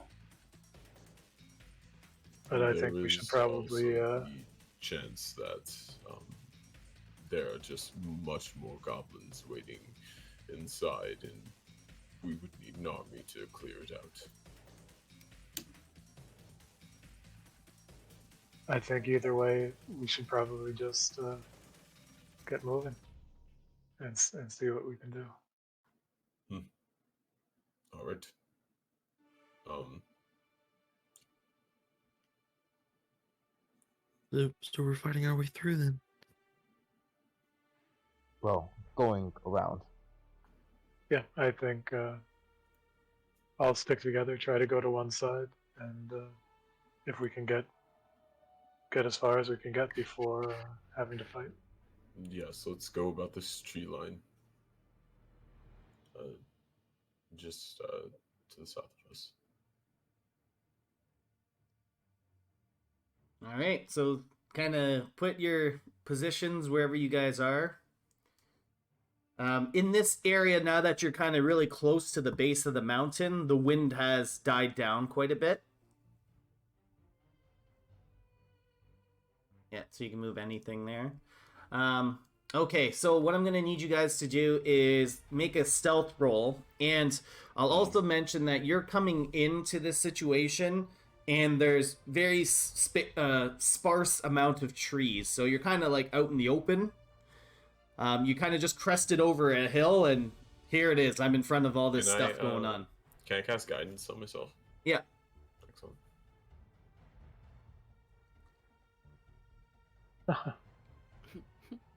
Ooh. Oh no. I got a 23. Mm, Hopefully that Yeah, makes that up for the natural one. Hmm. Hmm.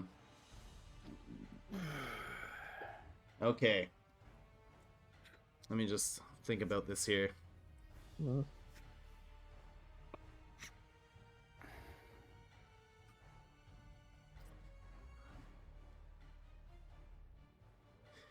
All right.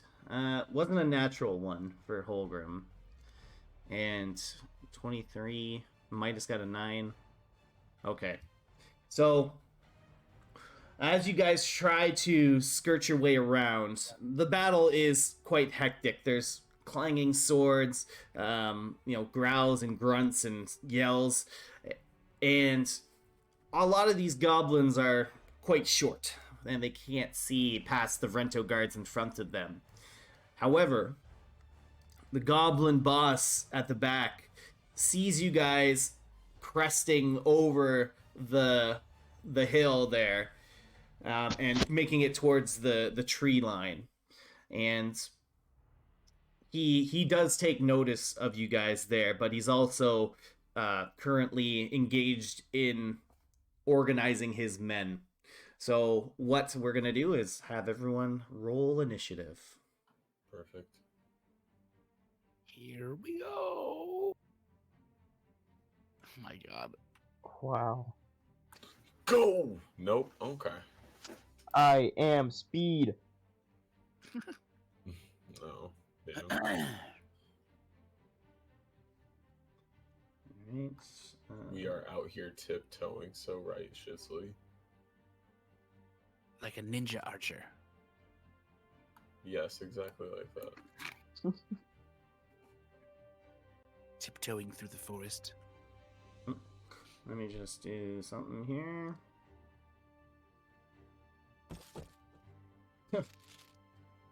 That's for these guys. That's funny. Okay.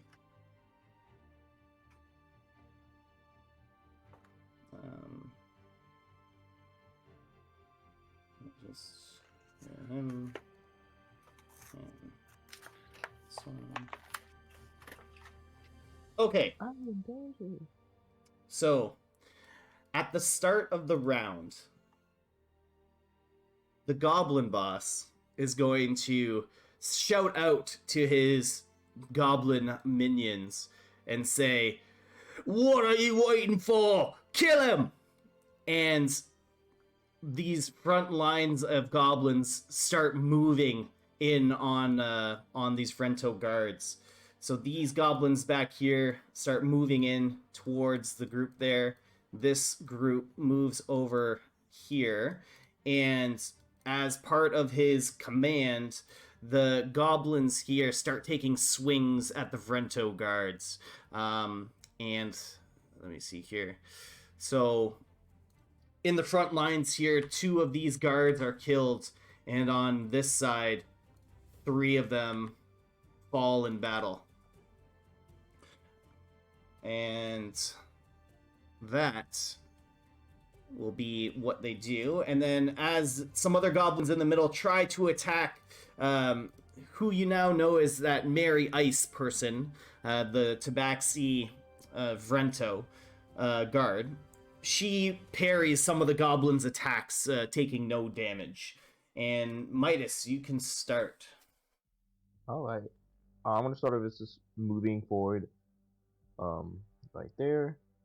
I don't think I'm gonna attack just yet though. So I think I'm gonna just end my turn just moving forward. Just keeping an eye out. All right, awesome.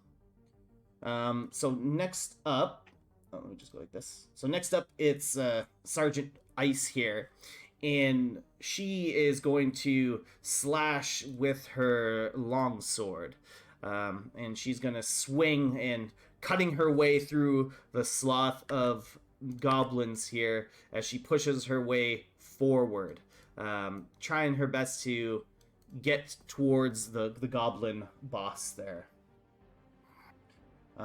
Next, it is the minions here. And there's quite a few of them, and they're all going to be moving at the same time. So let me just take a quick look. Alright, so the goblins are filling in and really trying to swarm against the Vrento guard here. They're filling in the gaps and pushing forward as they make their way to block the guards from getting any closer to the mines.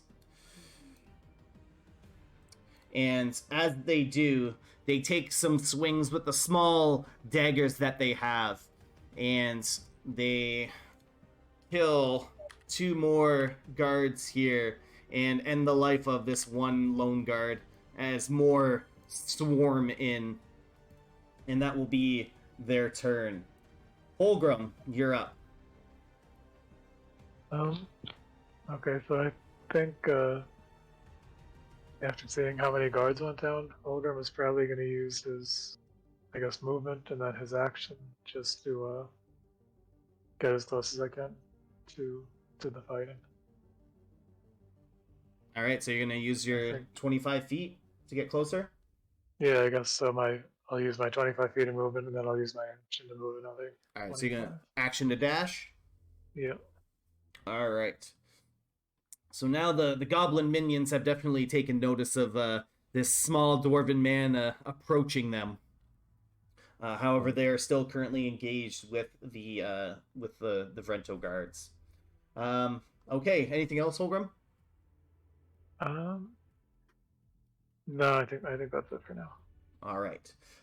Next up, it is the goblin boss, and from the back line, he's going to pull out 2 javelins from his backpack, and he throws both of them at quite a distance, and one absolutely impales one guard, and he tosses the other one, and it impales the other, as the front line of Vrento guards has fallen here. And as a bonus action, he's going to turn back to the cave and say, "Hey, I need more javelins out here. Bring me some right now." And another small goblin runs up to the boss and gives him 2 more javelins. And that's the goblin boss's bonus action. He brought out another goblin. And that will be his turn. So, Eladrian, you're up. I'm going to dive a little bit over this way, just like do a running leap dive and land over here, and then just cast fireball at the big guy, at the boss. And be Okay. like, just take this, and I'm gonna hit him for a 6. That firebolt goes careening into the mountainside. No.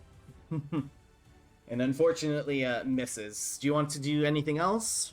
Yeah, I'm gonna yell at at Czar and be like, "Take this!" And I blow through my bird flute and give him bardic inspiration as a bonus action. All right. So a little bardic inspiration for Czar. And speaking of Czar, you're up.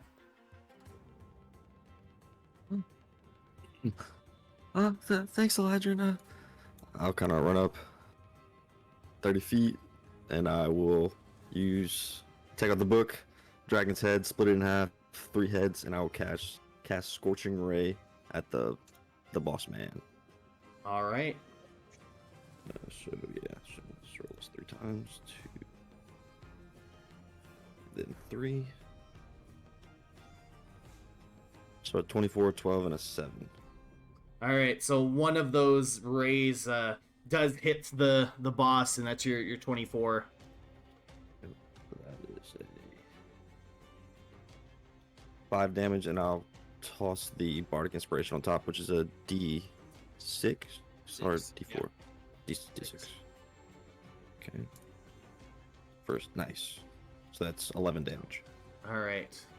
So 11 points of fire damage. So your 2 other scorching rays once again kind of careen into the mountainside, but one does land and striking the shoulder of this goblin boss as it just basically takes the hit and then turns back around, almost looking like it wasn't too scathed by it. But he gives you quite the angry, scowling snarl from all the way back there, Czar.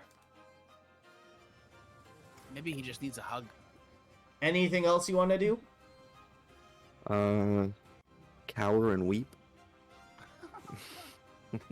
So I just gotta curl up in the snow. Yeah. So anything goes directly after you or before you, however you want to instruct anything.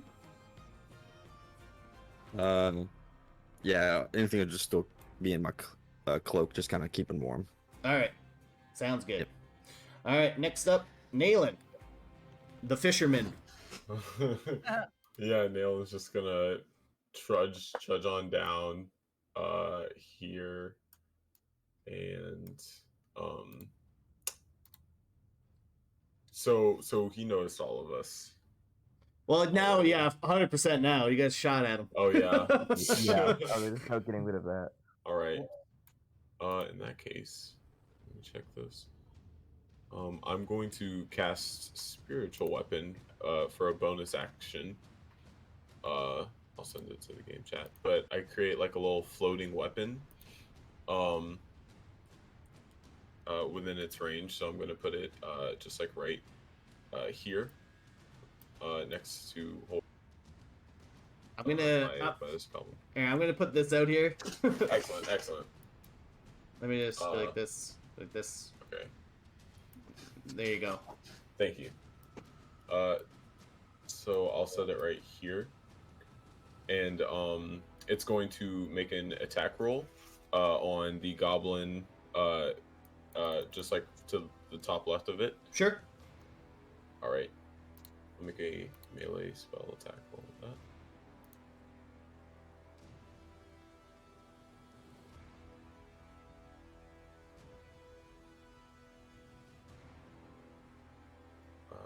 Be a 17 plus 5. Yep, that'll hit. All right, excellent. So that'll be a D8 plus my spellcasting a bit. A D8 plus 3. So that'll be 10 damage on that. All right. So 10 points of damage. So you're able to your what form do you want it to be? Your weapon. It could be just a giant, black stone sword, that's got the judgment symbol on it, engraved in it. Awesome. Perfect. So your spiritual weapon is able to cleave across, and it actually kills 2 minions in one swipe. Oh, nice. Well done. That's a bonus action. Okay, and then I'm going to probably end it there. I don't have anything to do for my action. I will dodge. I'll dodge is my action.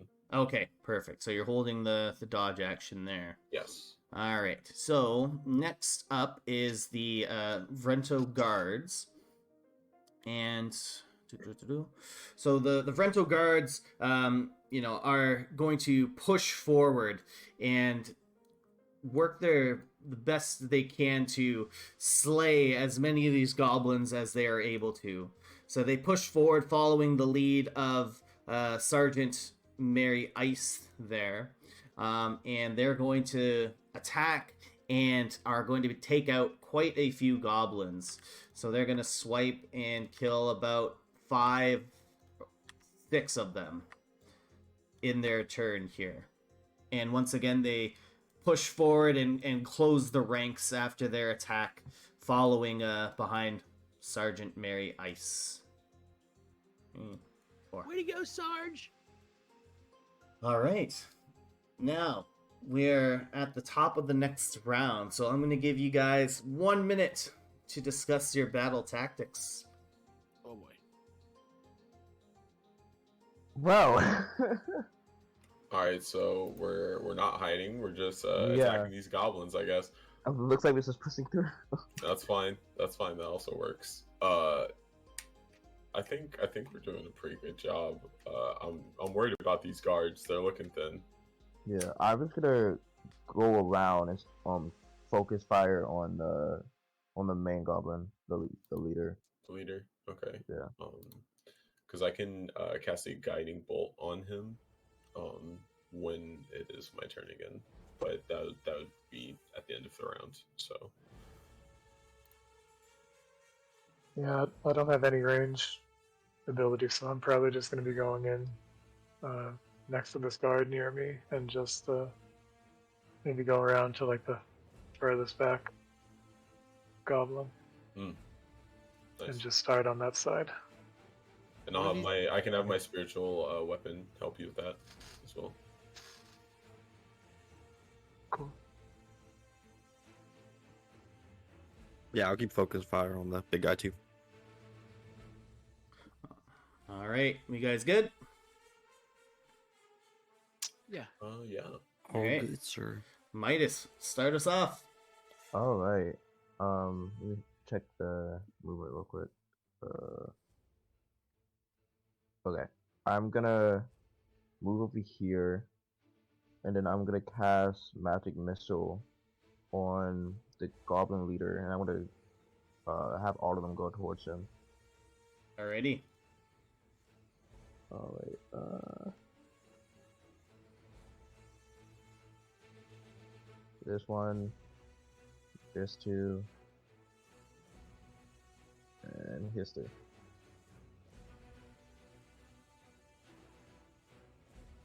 All right, so 8 points of damage Boom. as the magic missiles fly from your hand as you cast it.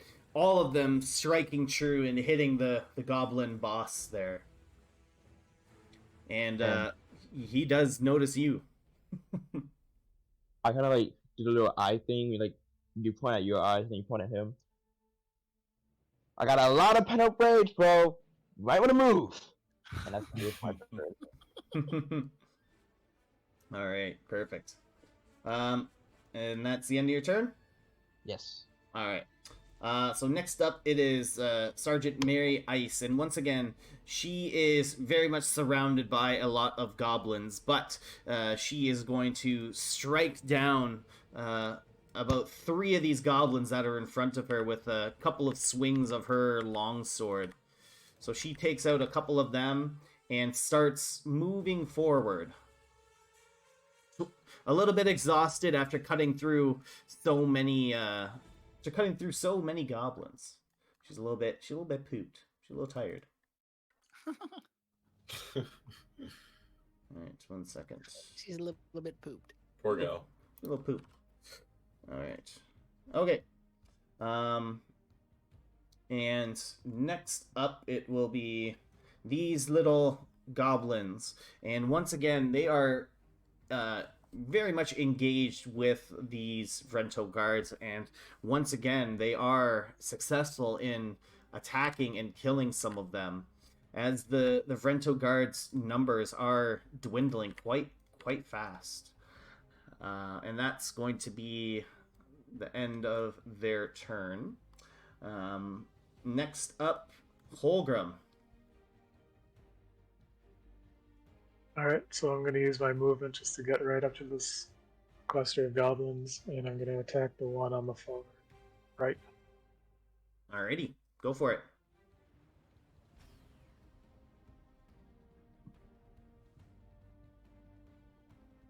A 10 unfortunately misses. These goblins are quite nimble, and even though you're used to the cold, you feel like your movements are a little bit slowed since you haven't really started to get warmed up yet. Anything else? No, I think that's it. All right.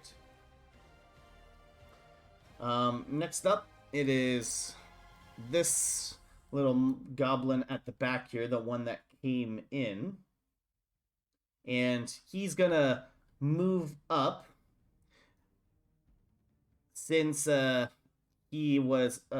boss was attacked by someone from back here. He's gonna take his short bow and try to hit you, Midas. No. So with his short bow. Oh, well, that's a natural one. So he's gonna whip it hard. I scared him that He far. breaks a nail on his bow. And he's just gonna be like, "Uh-oh," to himself. Yeah. Oh, And- indeed, bro. And the next round, it's the goblin boss. He looks back towards the cave once again, and as a bonus action, he says, "What are you lot doing back there? Get out here now!"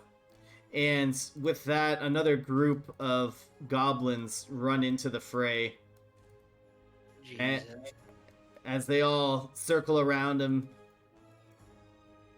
and go right in front of him. And at the same time, he's going to grab his two javelins, and once again, he's going to throw them at Sergeant Ice, actually, who's starting to approach him. So he's going to toss those at her. The first one, she's able to deflect with her long sword. And the second one, she is also able to deflect with her long sword. So she's able to bat the two javelins out of the air as they approach her. And you can see the goblin boss is visibly frustrated. And that will be his turn. So, Eladrian, you're up. I'm gonna do the same thing, man. I'm gonna run a little bit closer than where I was, back behind these three, over kind of next to Midas, and just gonna cast Firebolt at this guy again. All right. There you go, a 24 24 will hit. Weird. for 9 damage. All right. Fire damage. So the careening bolt of fire goes out of the sky and arcs towards the goblin boss and strikes him. And he's going to use this to use a little bit of a villain action. And he's going to look towards you, Naylan and Eladrian, who had both successfully struck him. And he's going to yell out to his men. Actually, he's going to point towards your guys' direction. And he's going to yell out, "Focus fire on those two!" And with that instruction, these goblins are going to dash directly towards you guys. As well as this one, and a few of these ones that are fighting the Vrento guards are going to break off and run towards you guys as well. Do I get an opportunity attack on either of those? Unfortunately, you do not get an opportunity attack on this one. With the instructions from the goblin boss, these goblins are able to sneakily and quickly move through their ranks without triggering an opportunity attack. No. And now it's Anything else, Eladrian? Yeah, I'm gonna give my bardic inspiration right here to Holgrim. All right. So Holgrim will get bardic inspiration. Alrighty. Zar, you're up. So I see this, right? The goblins kind of start surrounding Yeah, Nayland and Eladrin. you saw a few break off and run towards their direction. Okay, cool. So seeing that, I'll be like, oh no, I need help. And I will run 30 feet. 30, yeah.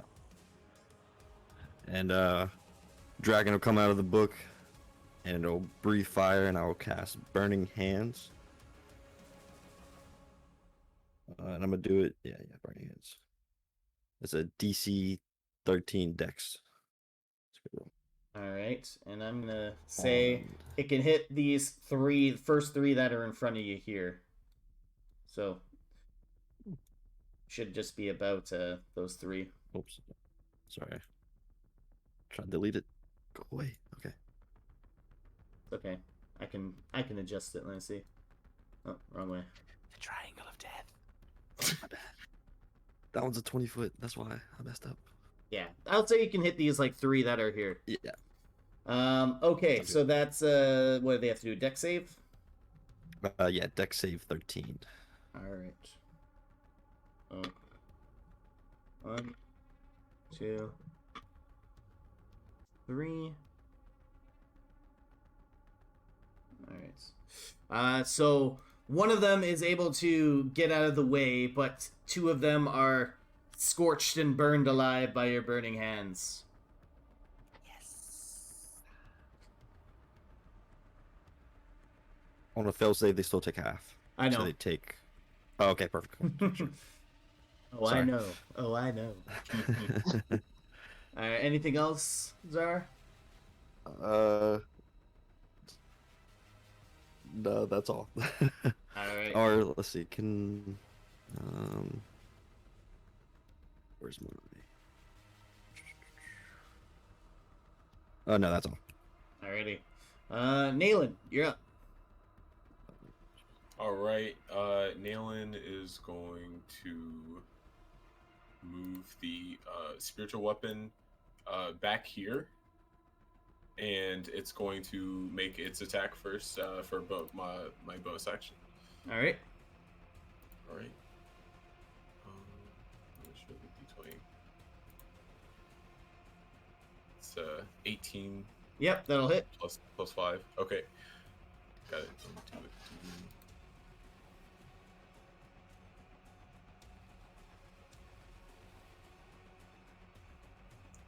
So be 8 damage. All right, so 8 damage. Once again, your large spiritual sword weapon is able to cleave through two of these goblins here. So 2 of them will be slain. Excellent. Run, Nayland. Am I forget, am I able to take out my crossbow if I did not have it already equipped as an action? Yeah, I'll let you Okay, say you great. can do that. Then I will do that. And I'll just move a bit closer, and that will be my turn. All right. We can say that you didn't have any weapons on you, so like if you wanted to fire it, you could fire it. Okay, great. Then I will fire it at this goblin right in front of Fulgrim. To the right. Okay. Yeah, that one. Okay. Ooh, nat 20. Oh yeah, that's gonna kill him. Excellent. Should I even roll damage or? No, he's dead. Okay. He is so dead. All right, and that'll be it. All right. Okay, you guys got your combat tactics starting now. All right. I think we have to handle these goblins near y'all real quick. Okay, I could have handled all of them in one go, but y'all already started plucking them off. So honestly, I could. Do y'all want me just to keep pushing towards the leader? That might be good. That might be good if you can get around these goblins. Absolutely. Yeah, because I can definitely just walk right through them. I Like, can at keep least like walk around them. I can keep putting my sword on them. But again, I'm the last turned around. I think I might be kind of stuck where I'm at. I don't really have a lot of movement, so if I think maybe I might just take out this goblin in front of me and then try and move towards the boss with my movement. Like, do you want like backup or anything? Or I should be able to use my movement and then cast Bane on the bad guy, the boss. Nice. And we can't forget about Captain. She's about to do something crazy, probably. She's on our team though. Yeah. Well. she's gonna get Anyway. to him before I do. Okay. Yeah. It seems like we got a plan. Alrighty. Let's do it. Midas, Okay. go for it. Well, I am going to slide forward and get a bit closer. Let me make sure this is the right range. Cool. I'm gonna go ahead and cast Ray of Frost on the big boy, the leader. The boss. Yes, Alrighty. please. Yes. 19 will hit. That little finger cannon action. Alright. So your Ray of Frost does strike at the goblin boss. Does it have any other effects to it? Let's find out. If it'll pop up. Its speed is reduced by 10 feet. Okay. Anything else? Nope, that would be all. Besides me flicking it off Alright. and Midas attire. Perfect. Okay. So, next up, it will be Sergeant Ice, who's going to rush in and try to engage this goblin boss here. And she is going to take some swings at it. Okay, the first attack is a hit, and the second one is a miss. So she does get a good swing in at the goblin boss the first time. Because of its frozen feet from the Ray of Frost, it takes a hit. But then on the second one, it's able to kind of spin around using its momentum, dodging the second attack from Sergeant Ice here. And she's going to end her turn engaged with the goblin boss here. Next up, it is all these little goblins, and once again, they are swarming these Vrento guards, absolutely killing majority of them. There's only a few left standing, and these goblins are now working their way to surround the remaining Vrento guards and starting to close in on you guys now.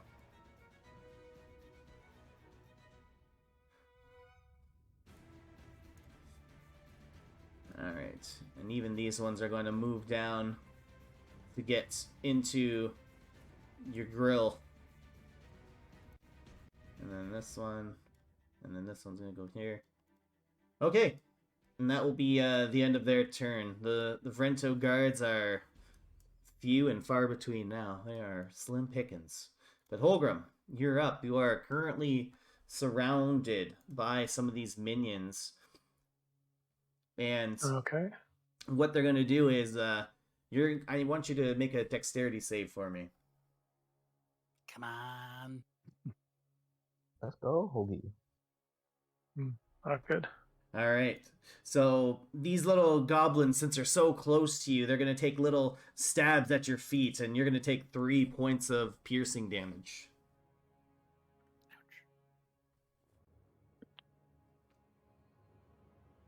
All right. So yeah, I'm just gonna use my action to attack the one directly in front of me, I guess.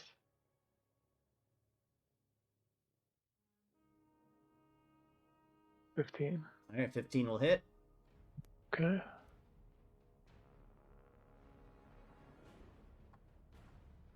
So 11 damage. All right. So there's two that you can kill. Which two do you want to kill?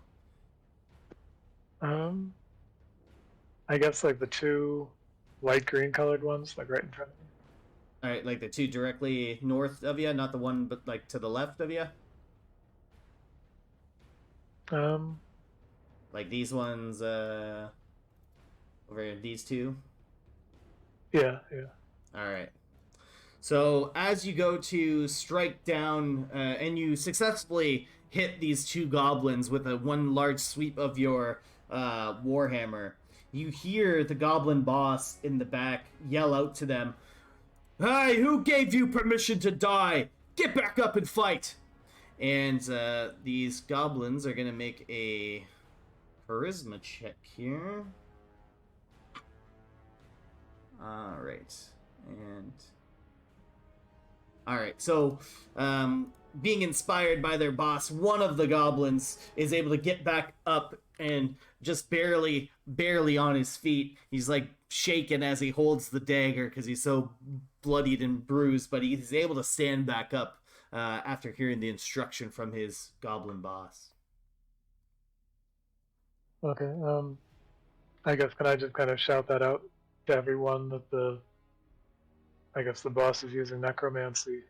We have to get him down first. You know, it didn't seem like he cast any sort of magic spell. It just seemed like the power of his words inspired his goblin minions to get back up and fight. Whether it's out of fear or loyalty is up to you to decide. All right.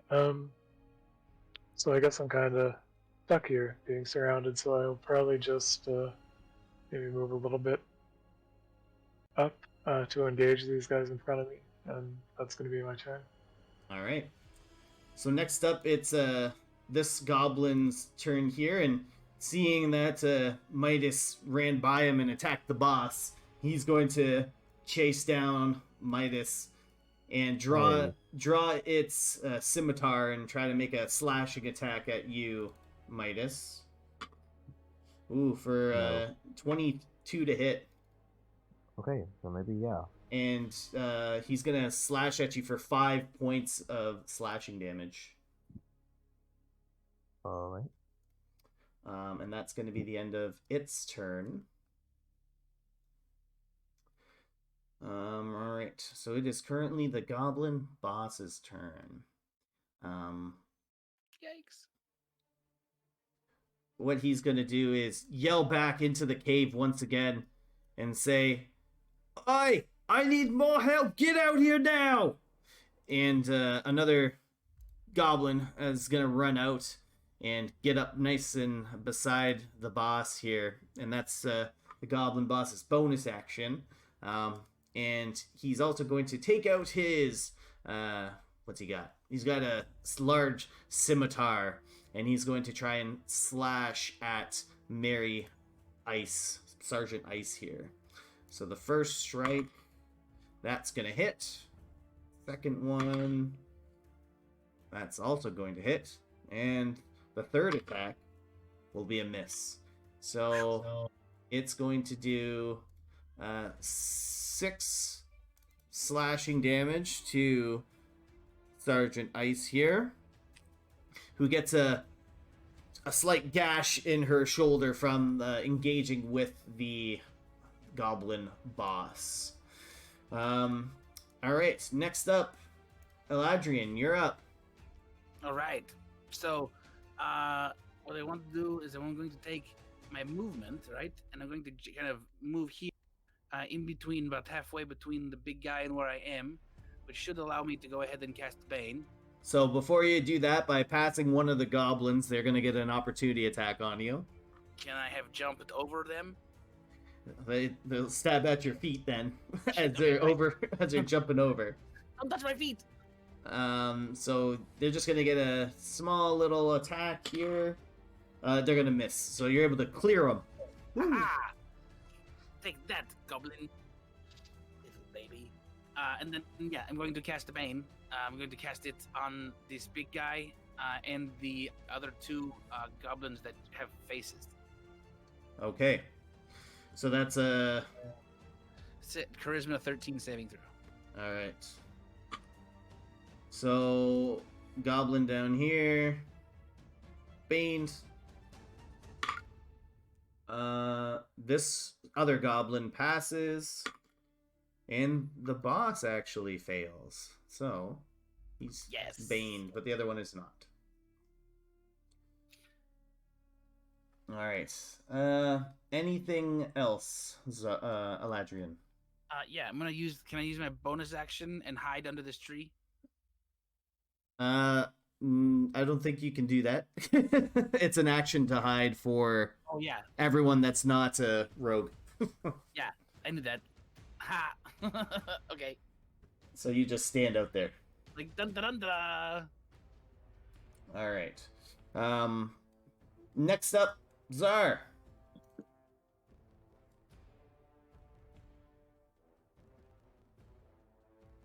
Sorry, I was muted. Let's see. Seeing Holgrim kind of surrounded, I will. Make sure I'm 30 feet. Yeah, 30 feet. Open the book, be like, okay, Holgrim, I've been working on something new. And the glyphs of the dragon will just grow larger and larger and larger. And it'll start to like careen towards Holgrim with its mouth open. And the dragon will crash down into Holgrim. And as it does, Holgrim's size will increase from a medium creature to a large creature. So he's about, I think he's like 15 feet tall or something like that. And he'll have, like, the dragon's mouth is like a helmet. And he's like looking out through its mouth. And as I cast Enlarge. There you go, Holgrim. Take him down. Whoa. That's a Link big the. boy. Can you link the spell for me in the chat? Yeah. How do you do that, by the way? Send to game log. So click some on it and then spell. yeah.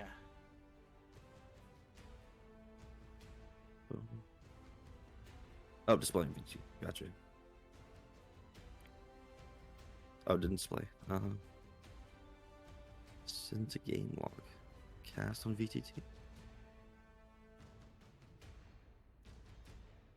Did it go through? Something's not. happening. Come on, you can do it.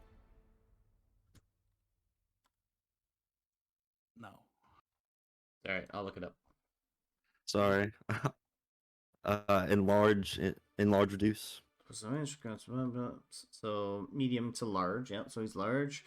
Yeah, he gets a D4 Advantage to on success. strength checks. Yep, and deal an extra 1d4. Okay, perfect. Yep. Alrighty.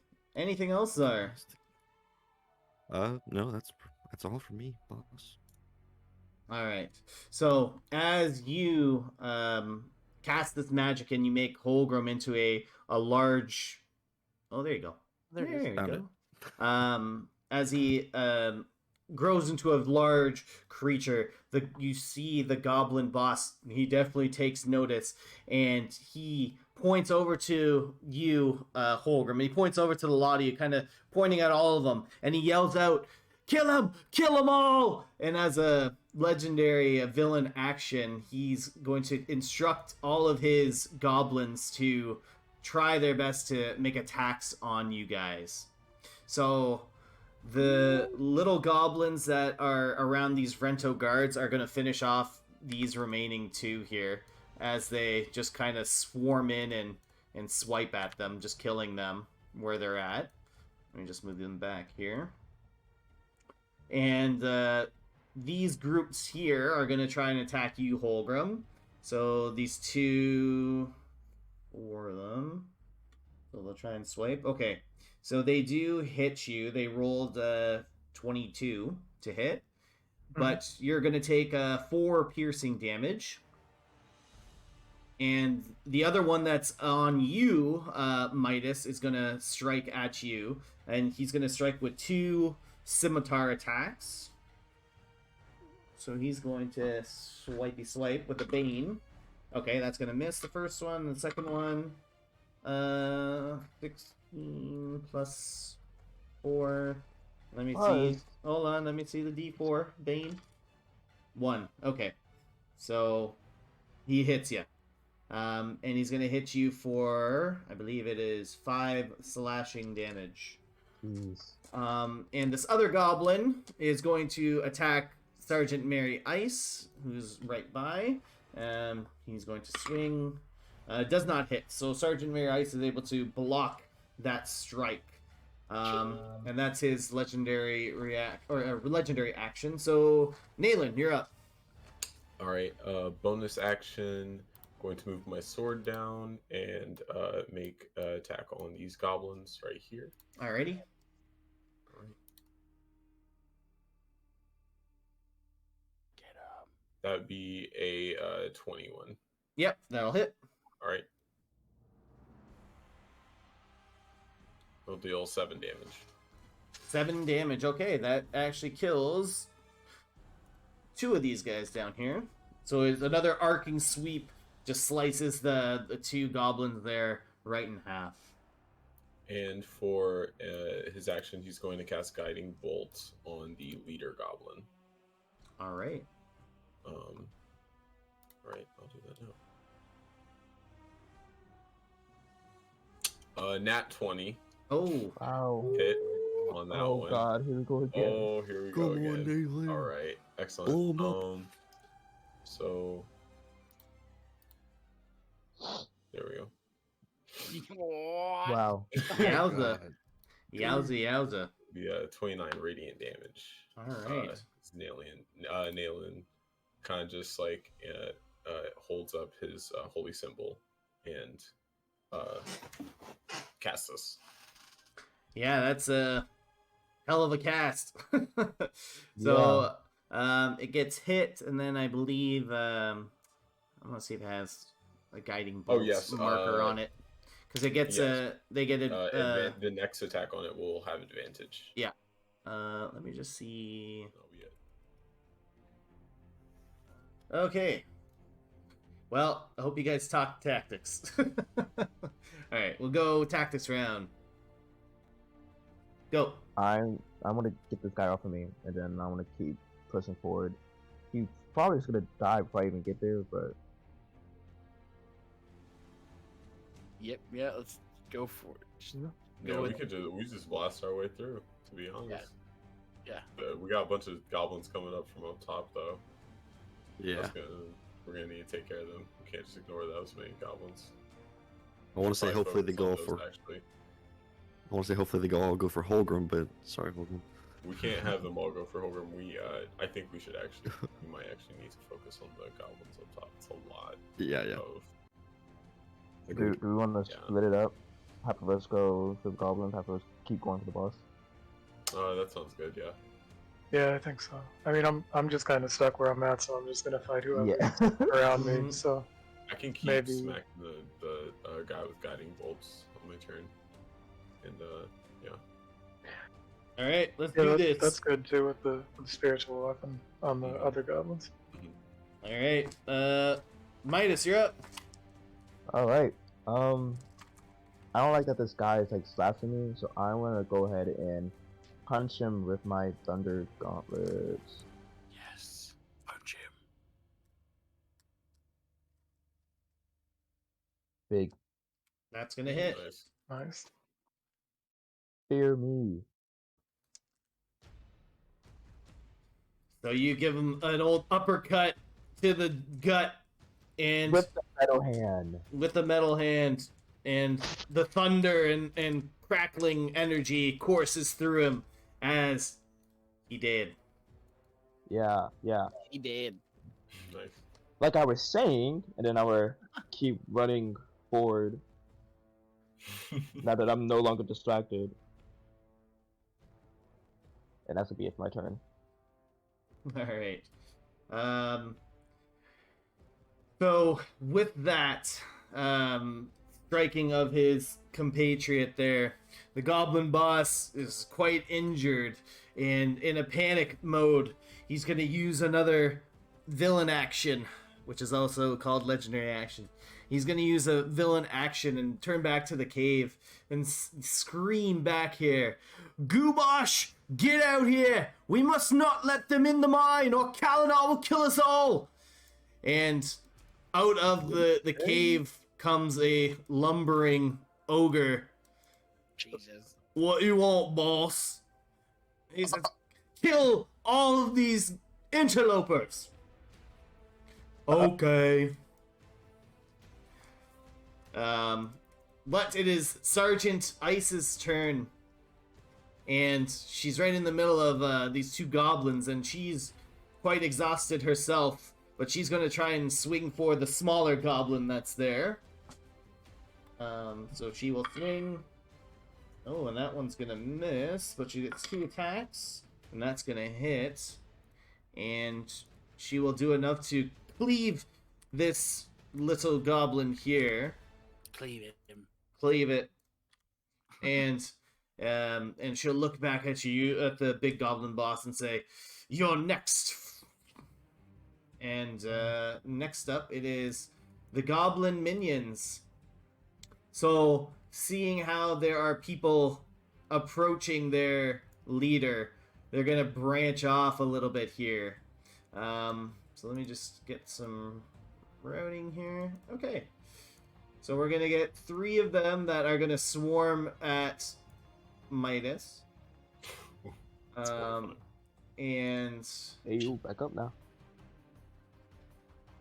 we're gonna get a couple of these ones that start making their way down towards Czar, but they can't quite make it there just yet. And then these 2 are going to... One's going to join there, and another one's going to join up with the boss here. And so, getting close enough to you guys, they're both going to make attacks on you guys. So the first one's going to strike over at Holgrim, this group here. They are unable to pierce through Holgrim's now large body.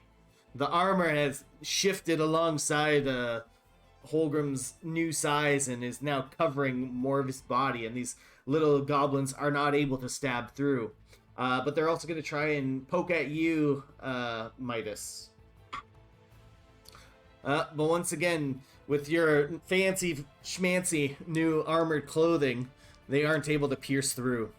That's good quality. So that's going to be the end of their turn. So Holgrim, it's your turn, but I'm going to need you to make a dexterity save.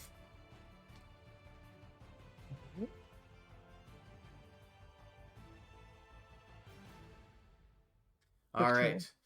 So these little goblins try and stab at your feet, but you don't even feel it.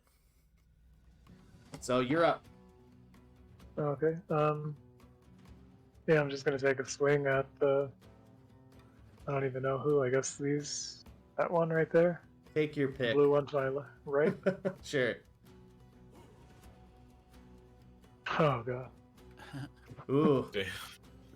Your new size is quite foreign to you, and you're not quite as skilled fighting in this new giant form. And these goblins are very, very small, so they're able to get out of the way of your massive swing. Is there anything else you want to do?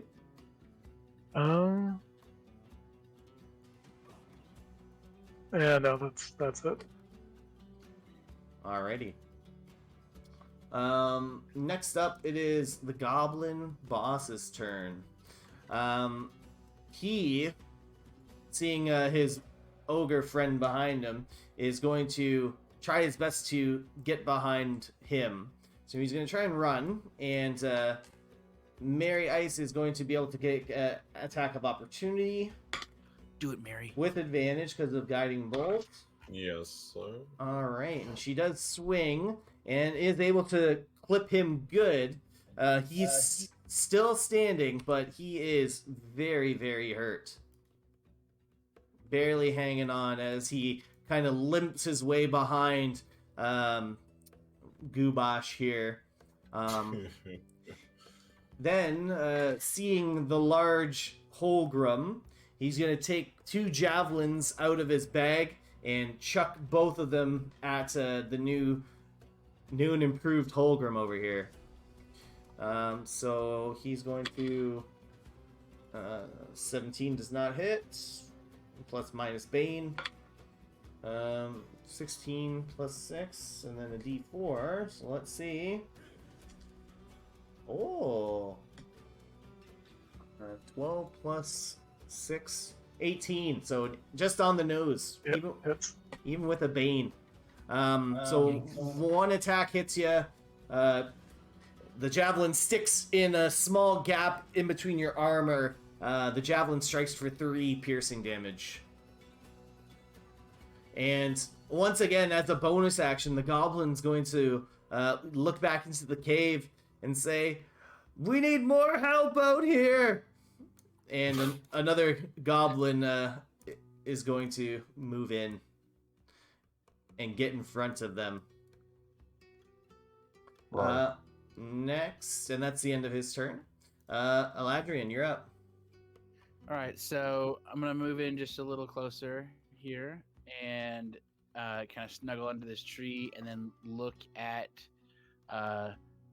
Goulash and the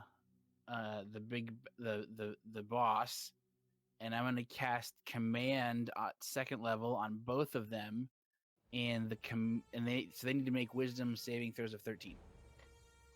Okay.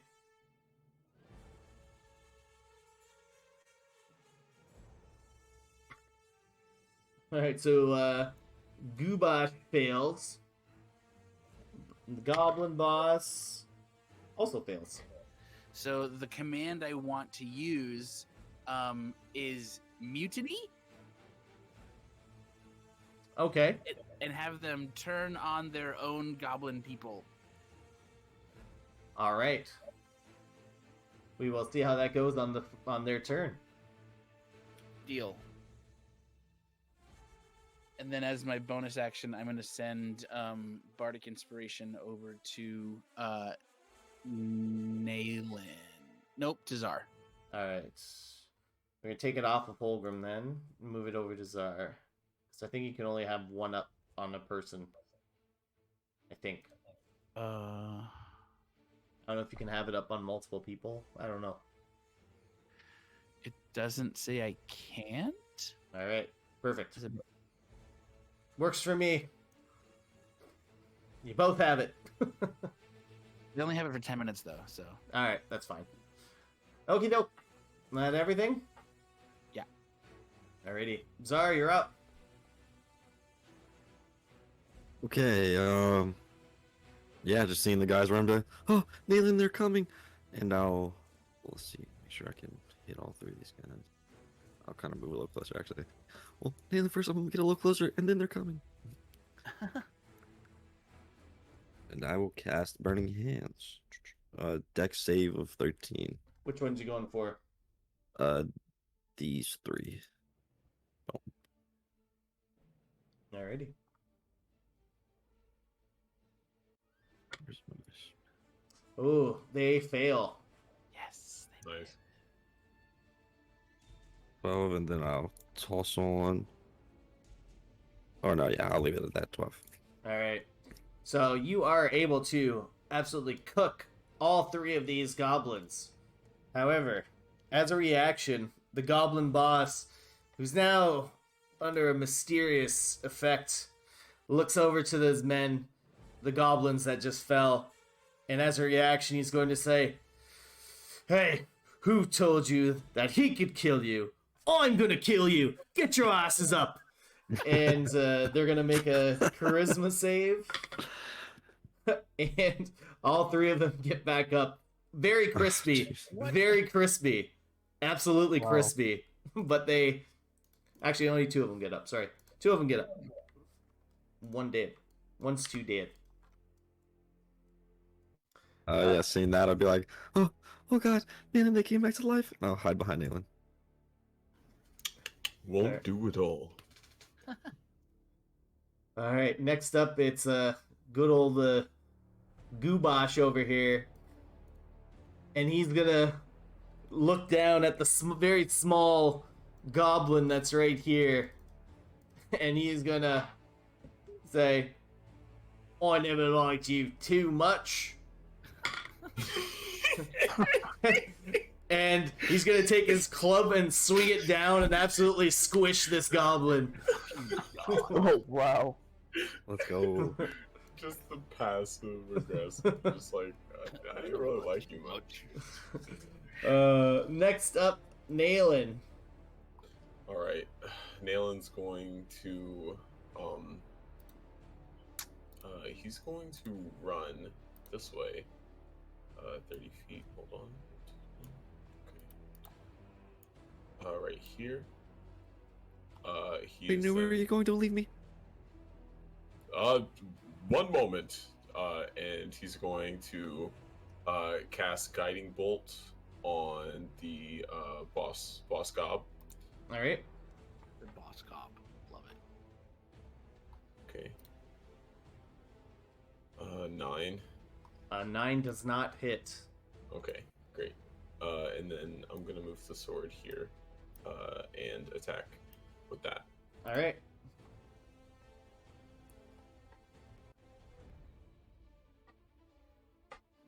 Uh, 20. That'll do it. I finally found the quick dice. 8 damage. All right, and that is enough to kill these once crispy and dead goblins. They're now for sure dead. For sure. Still got that one behind you. Oh god, I didn't even notice him. All right, top of the round. Combat tactics. Go for it. Okay. I have an AoE spell that can get all these goblins only off of me.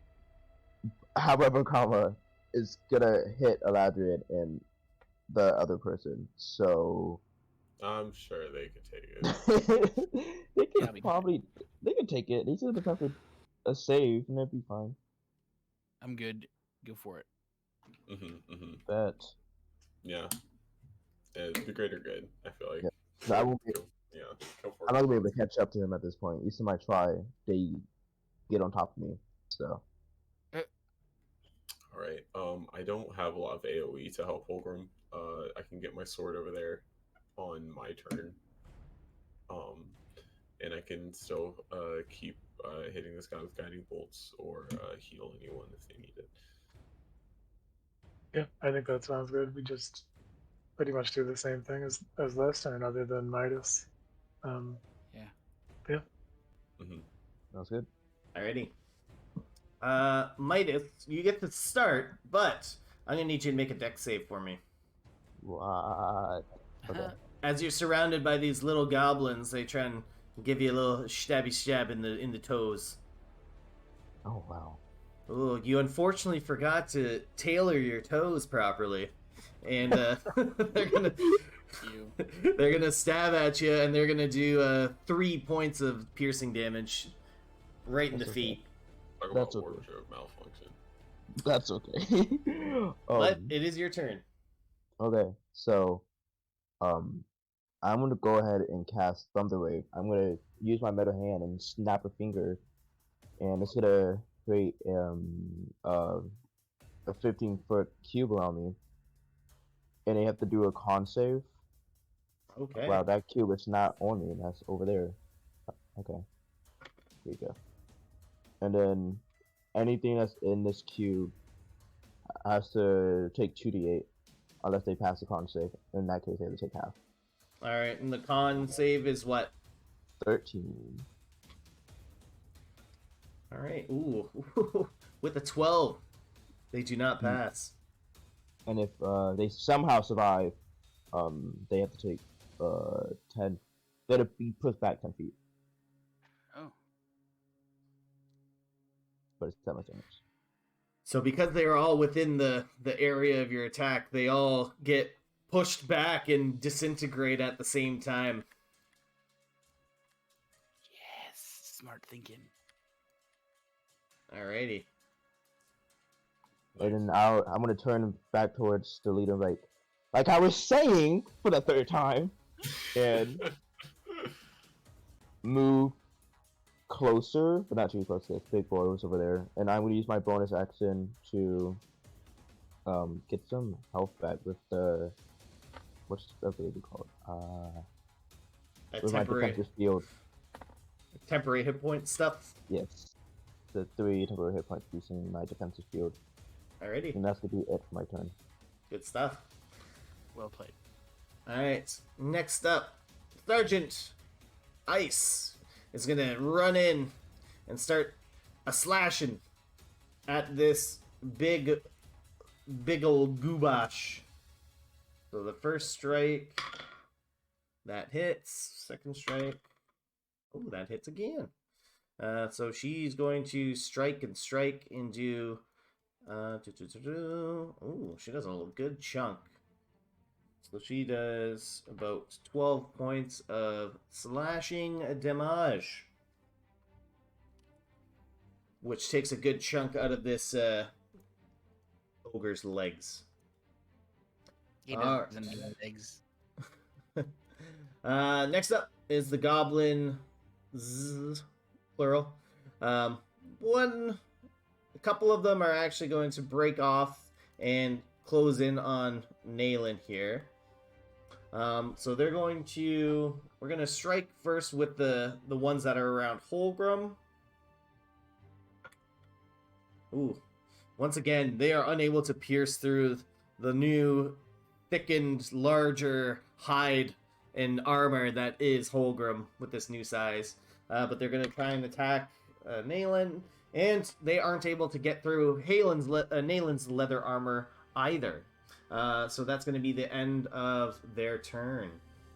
Holgrim, you got to make a dex save again. Okay. Being surrounded by all these little gobbly poos here. Ooh. A 0. Wow. Take 5 piercing damage Okay. as they're just like hopping on your feet now and just stabbing. Alright, so yeah, I'm just gonna take another swing at the one directly to my left. Alrighty.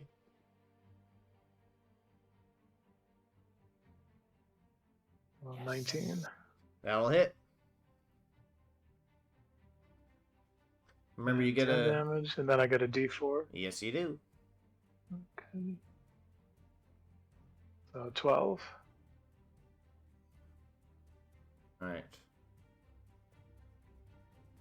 Alright, so with a big swing of your axe or your warhammer, you're able to cleave through 3 of these goblins. Anything else? Nope, that's it. Alright. Next up, it is the goblin boss's turn. And as a bonus action, he's going to yell back to the cave. No. Oh, boys, get out here! We have to kill Gubash! What? And these goblins run out, a little bit confused, but they encircle the ogre. Let me just get them all situated here. And then the goblin boss, under the effects of the command still, I think, right? Or did Yes. it go through it? Okay. Yeah, it's still the end of your turn, I think, Eladrian, so Yeah. you're good. But he's going to try and swipe at good old Gubash here. And he gets three scimitar attacks. So let's see, but he's Bane as well, so that's not gonna hit. That's also not gonna hit. Oh my god! He's just whipping left and right. Just so in listening to the magical influence of the Bane and the command, he's just like, and he doesn't hit anything. He's just attacking the air, basically. Shadow box. Yeah, but that's going to be his turn, and Eladrian, you're up. So they are now out of the command effects. And I'm just gonna be like, no, you're not, and cast command on them again, and do this. So again, they need to make a wisdom saving throw of 13. Both of them. Amazing. So Goblin Boss, he fails, and Yes. yeah, Gubash fails for sure. All right, what's the command? This time, I want it to be. Yeah, something similar. Just I still say mutiny, right, or whatever. Just like so that they turn on each other. Whether that's mutiny or just like Yeah, mutiny will do it. yeah, that'll do the trick. Mutiny will do it. All right, is that everything? Yeah, I got nothing left. All right, Czar. You're up. Can you link? So, for command, if I attack one of them, it breaks command, right? Doesn't finish. No. Okay, cool. Perfect. Okay. I think charm person it does, but command Yeah. doesn't. Gotcha. Okay, that's what I was getting next up. Cool. Let's see. So I will go. Oh man, I can't really do. My spells are so short ranged.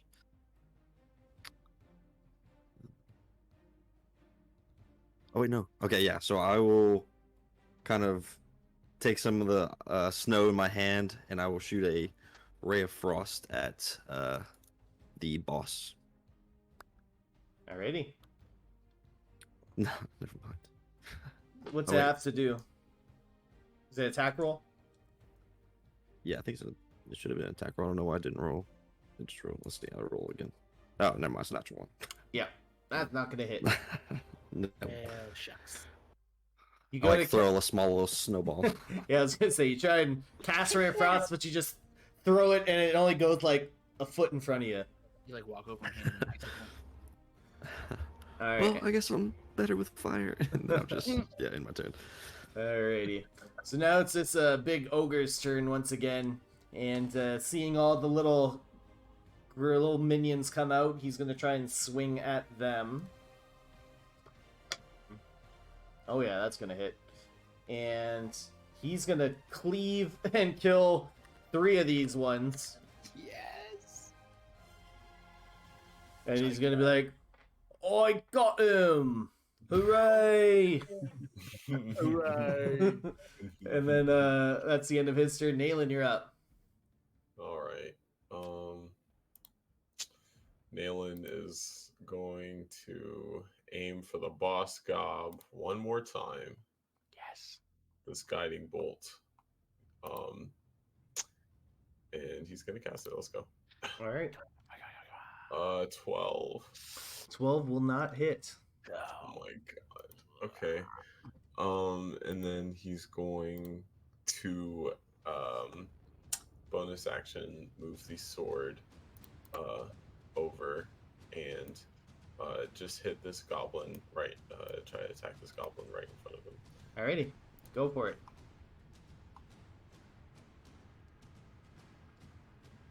16. Alright. You don't even have to roll damage. He did. Excellent. Nice. And that will be it. Alrighty. Top of the round.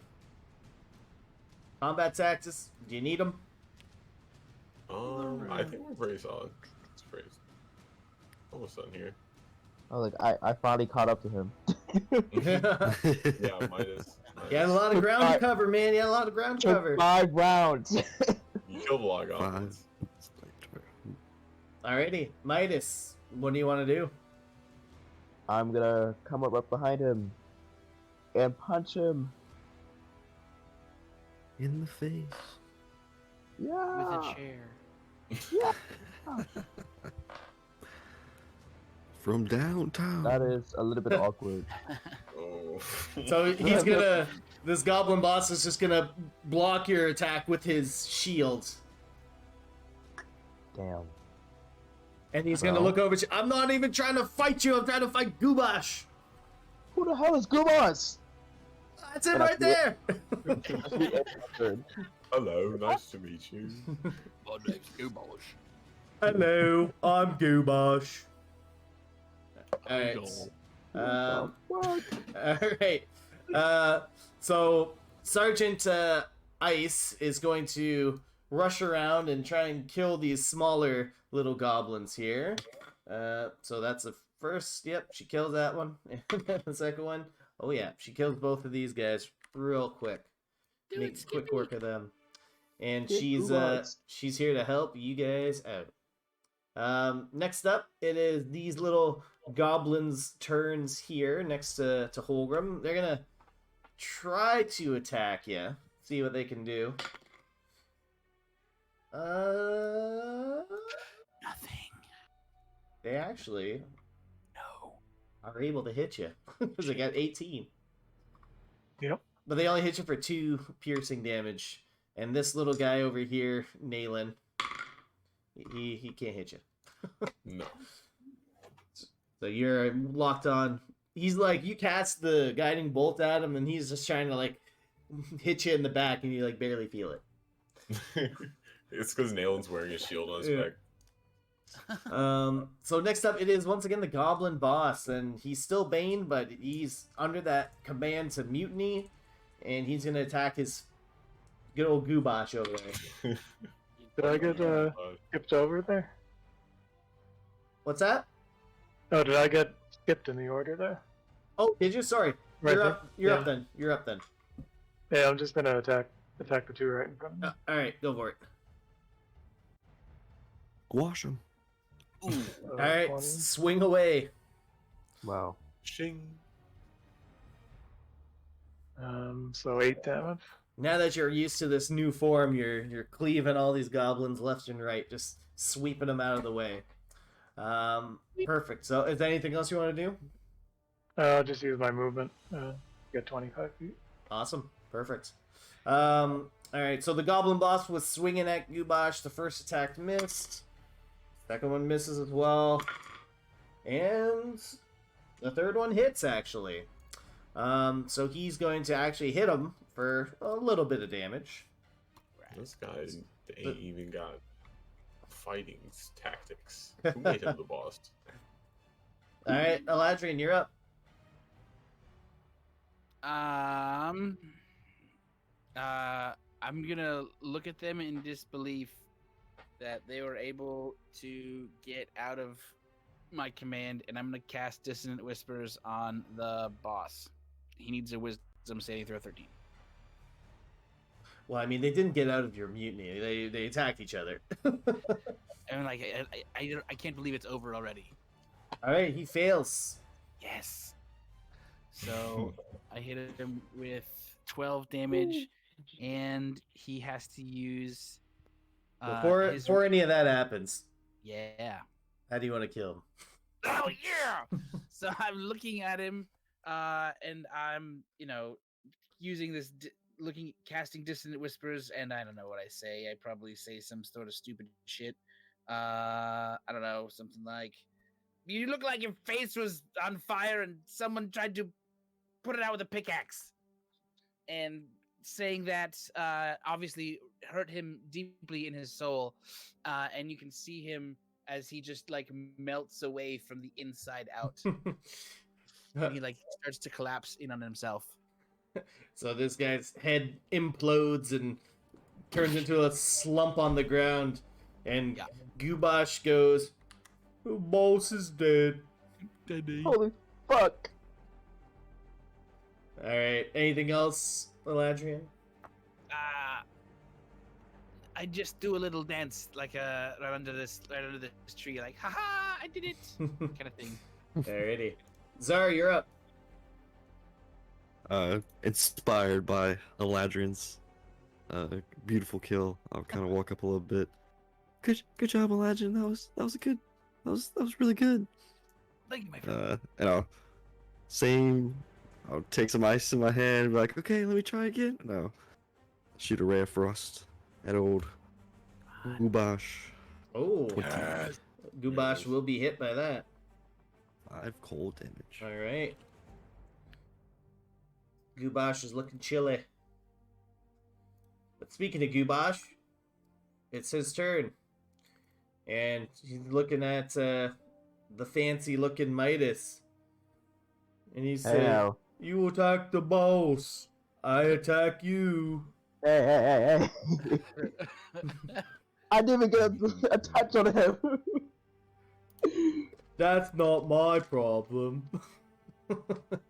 As he goes for a swing with his giant club. But he misses you.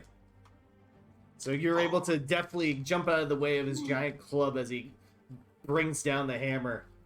A little help over here, guys, would be amazing. Nailin, you're up. Okay, Nayland is going to, I guess he's gonna finish off this goblin real quick, his bonus action, and going to move the sword over here and kill it, or at least attempt to, with the weapon. 15 to hit. He did. Excellent, excellent. And then for his action, or for his movement, sorry, he's going to go right here. For his action, he's going to cast the last guiding bolt of the night upon Gubash. Okay. Alright, Gubash. You got this. Okay. Well, It that's hits. 11. Really? What? He's a giant ogre. Okay. Okay. In that case, The AC is actually 10. 11. 10 damage. All right. 10 radiant, and the next attack is going to have advantage. Yep. Alrighty. Beauty. All right. Top the round. Midas. Let's go. Do it. do it. You got advantage on attacks. Let's do it then.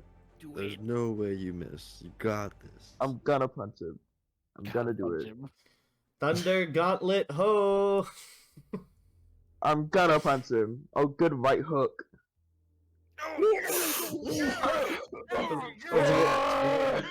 Was one a natural 20? Oh my Yes. god.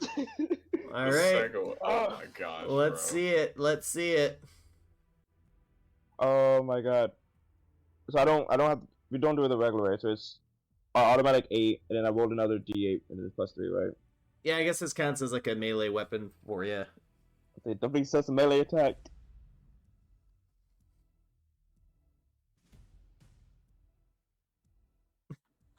Dang. Plus 3. How do you want to do this? Oh my god! I want the sparks to start coming off my hand, and I want to punch it in the gut, and I want the thundering effect to just rip it open, so my hands just poke on the other side. This is a large creature, good sir.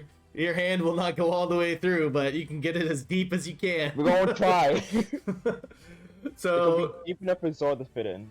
a flying electrical thunder punch pierces right through the ogre's stomach as it slumps down to its knees, and all it says is, "I was just doing what the boss told me," and then the stomach absolutely like explodes out the back of it And as then it dies. I'm gonna blow my hand off like, whew. Wow, it was good to get that out. All Mike right. is wrecking shop this whole combat. So you guys have defeated the enemies at the front of the fortress here, or the front of the mine, I should say. And Sergeant Mary Ice, who's looking quite battered and bruised, beckons you all over closer to her as there's a giant Holgrim just chilling out, just chilling. Well, Mary Ice, exasperated, says to you guys, "I don't know where you guys came from, but I definitely wouldn't be standing here if you guys weren't here. So on behalf of the rental guard, thank you very much. But I came here with a mission. I have to see what's going on inside this mine. Will you guys join me?" You don't look like you're much in shape for anything. It must be done, but it must be done. I have to see it with my own eyes. I have to report back to Captain Xander. Yeah, but But does it have to be done right now? Can it wait, like, a little bit? There's people's lives are at stake. We must go in. People's lives she's- are always at stake. And she starts heading towards the mine. What? Well, I guess we follow her, huh? I don't think we would have a choice. Suppose not. Let's go. Yeah, I think we have to follow, but I'm gonna try and then I want to cast Lay on Hands on myself first, give myself a little health back. Not a bad idea. So, I'm gonna take 10 points of healing. Nice. All right. And you guys follow her into the cave? Yeah. Yeah. I want to say yes. All right. Well, that's where we'll end tonight's session then. Nice. Nice. Woohoo! Poor Gubash. He's just doing his job. He's doing his Just job. does what the boss tells him to, guys. And then does what Ladrian tells him to. I was Turns- lucky that worked out like it did. Turns out Eladrin was the boss. Turns out Talk about- goblins aren't wise. Yeah. Turns out ogres are less wise than goblins. Surprise! Go figure. Eladrin MVP of the fight. Let's go. Whatever. No, Loki. I don't know. Like none of us got hit by an orc. That's pretty good. That's Yeah. That's pretty. We're not I was orcs, scared. so I'm not gonna lie. Whoa. Same. Looking I at was my like, health. am I done for? None of us got hit by the Gubash, okay? Yeah, the Gubash would have did some damage, not gonna lie. Exactly. Yeah, like looking like fighting Everybody did over there. 8 Loki this whole combat. So Yeah, we kind of did good. I got 2 nat 20s. I'm proud of myself. Yeah. Yeah, that was beast. Well, I will. my I- first combat nat 20. Yeah, I will say you guys are gonna be entering in, I guess a first or second, I suppose, official dungeon of the campaign. Nice. I got 1 spell slot. Oh no! I got have one 2. also. You used your resources wisely. I have one. I didn't even heal myself yet. When there's a goblin army, you gotta blast them. Yeah, who knows what's in the mines though. Yeah, we just took out like 40 of those. Hopefully more spell slots. Oh, I found a spell slot on the I ground. found one. What do you know? 2nd level. It's like a storing. It's bringing spell storing.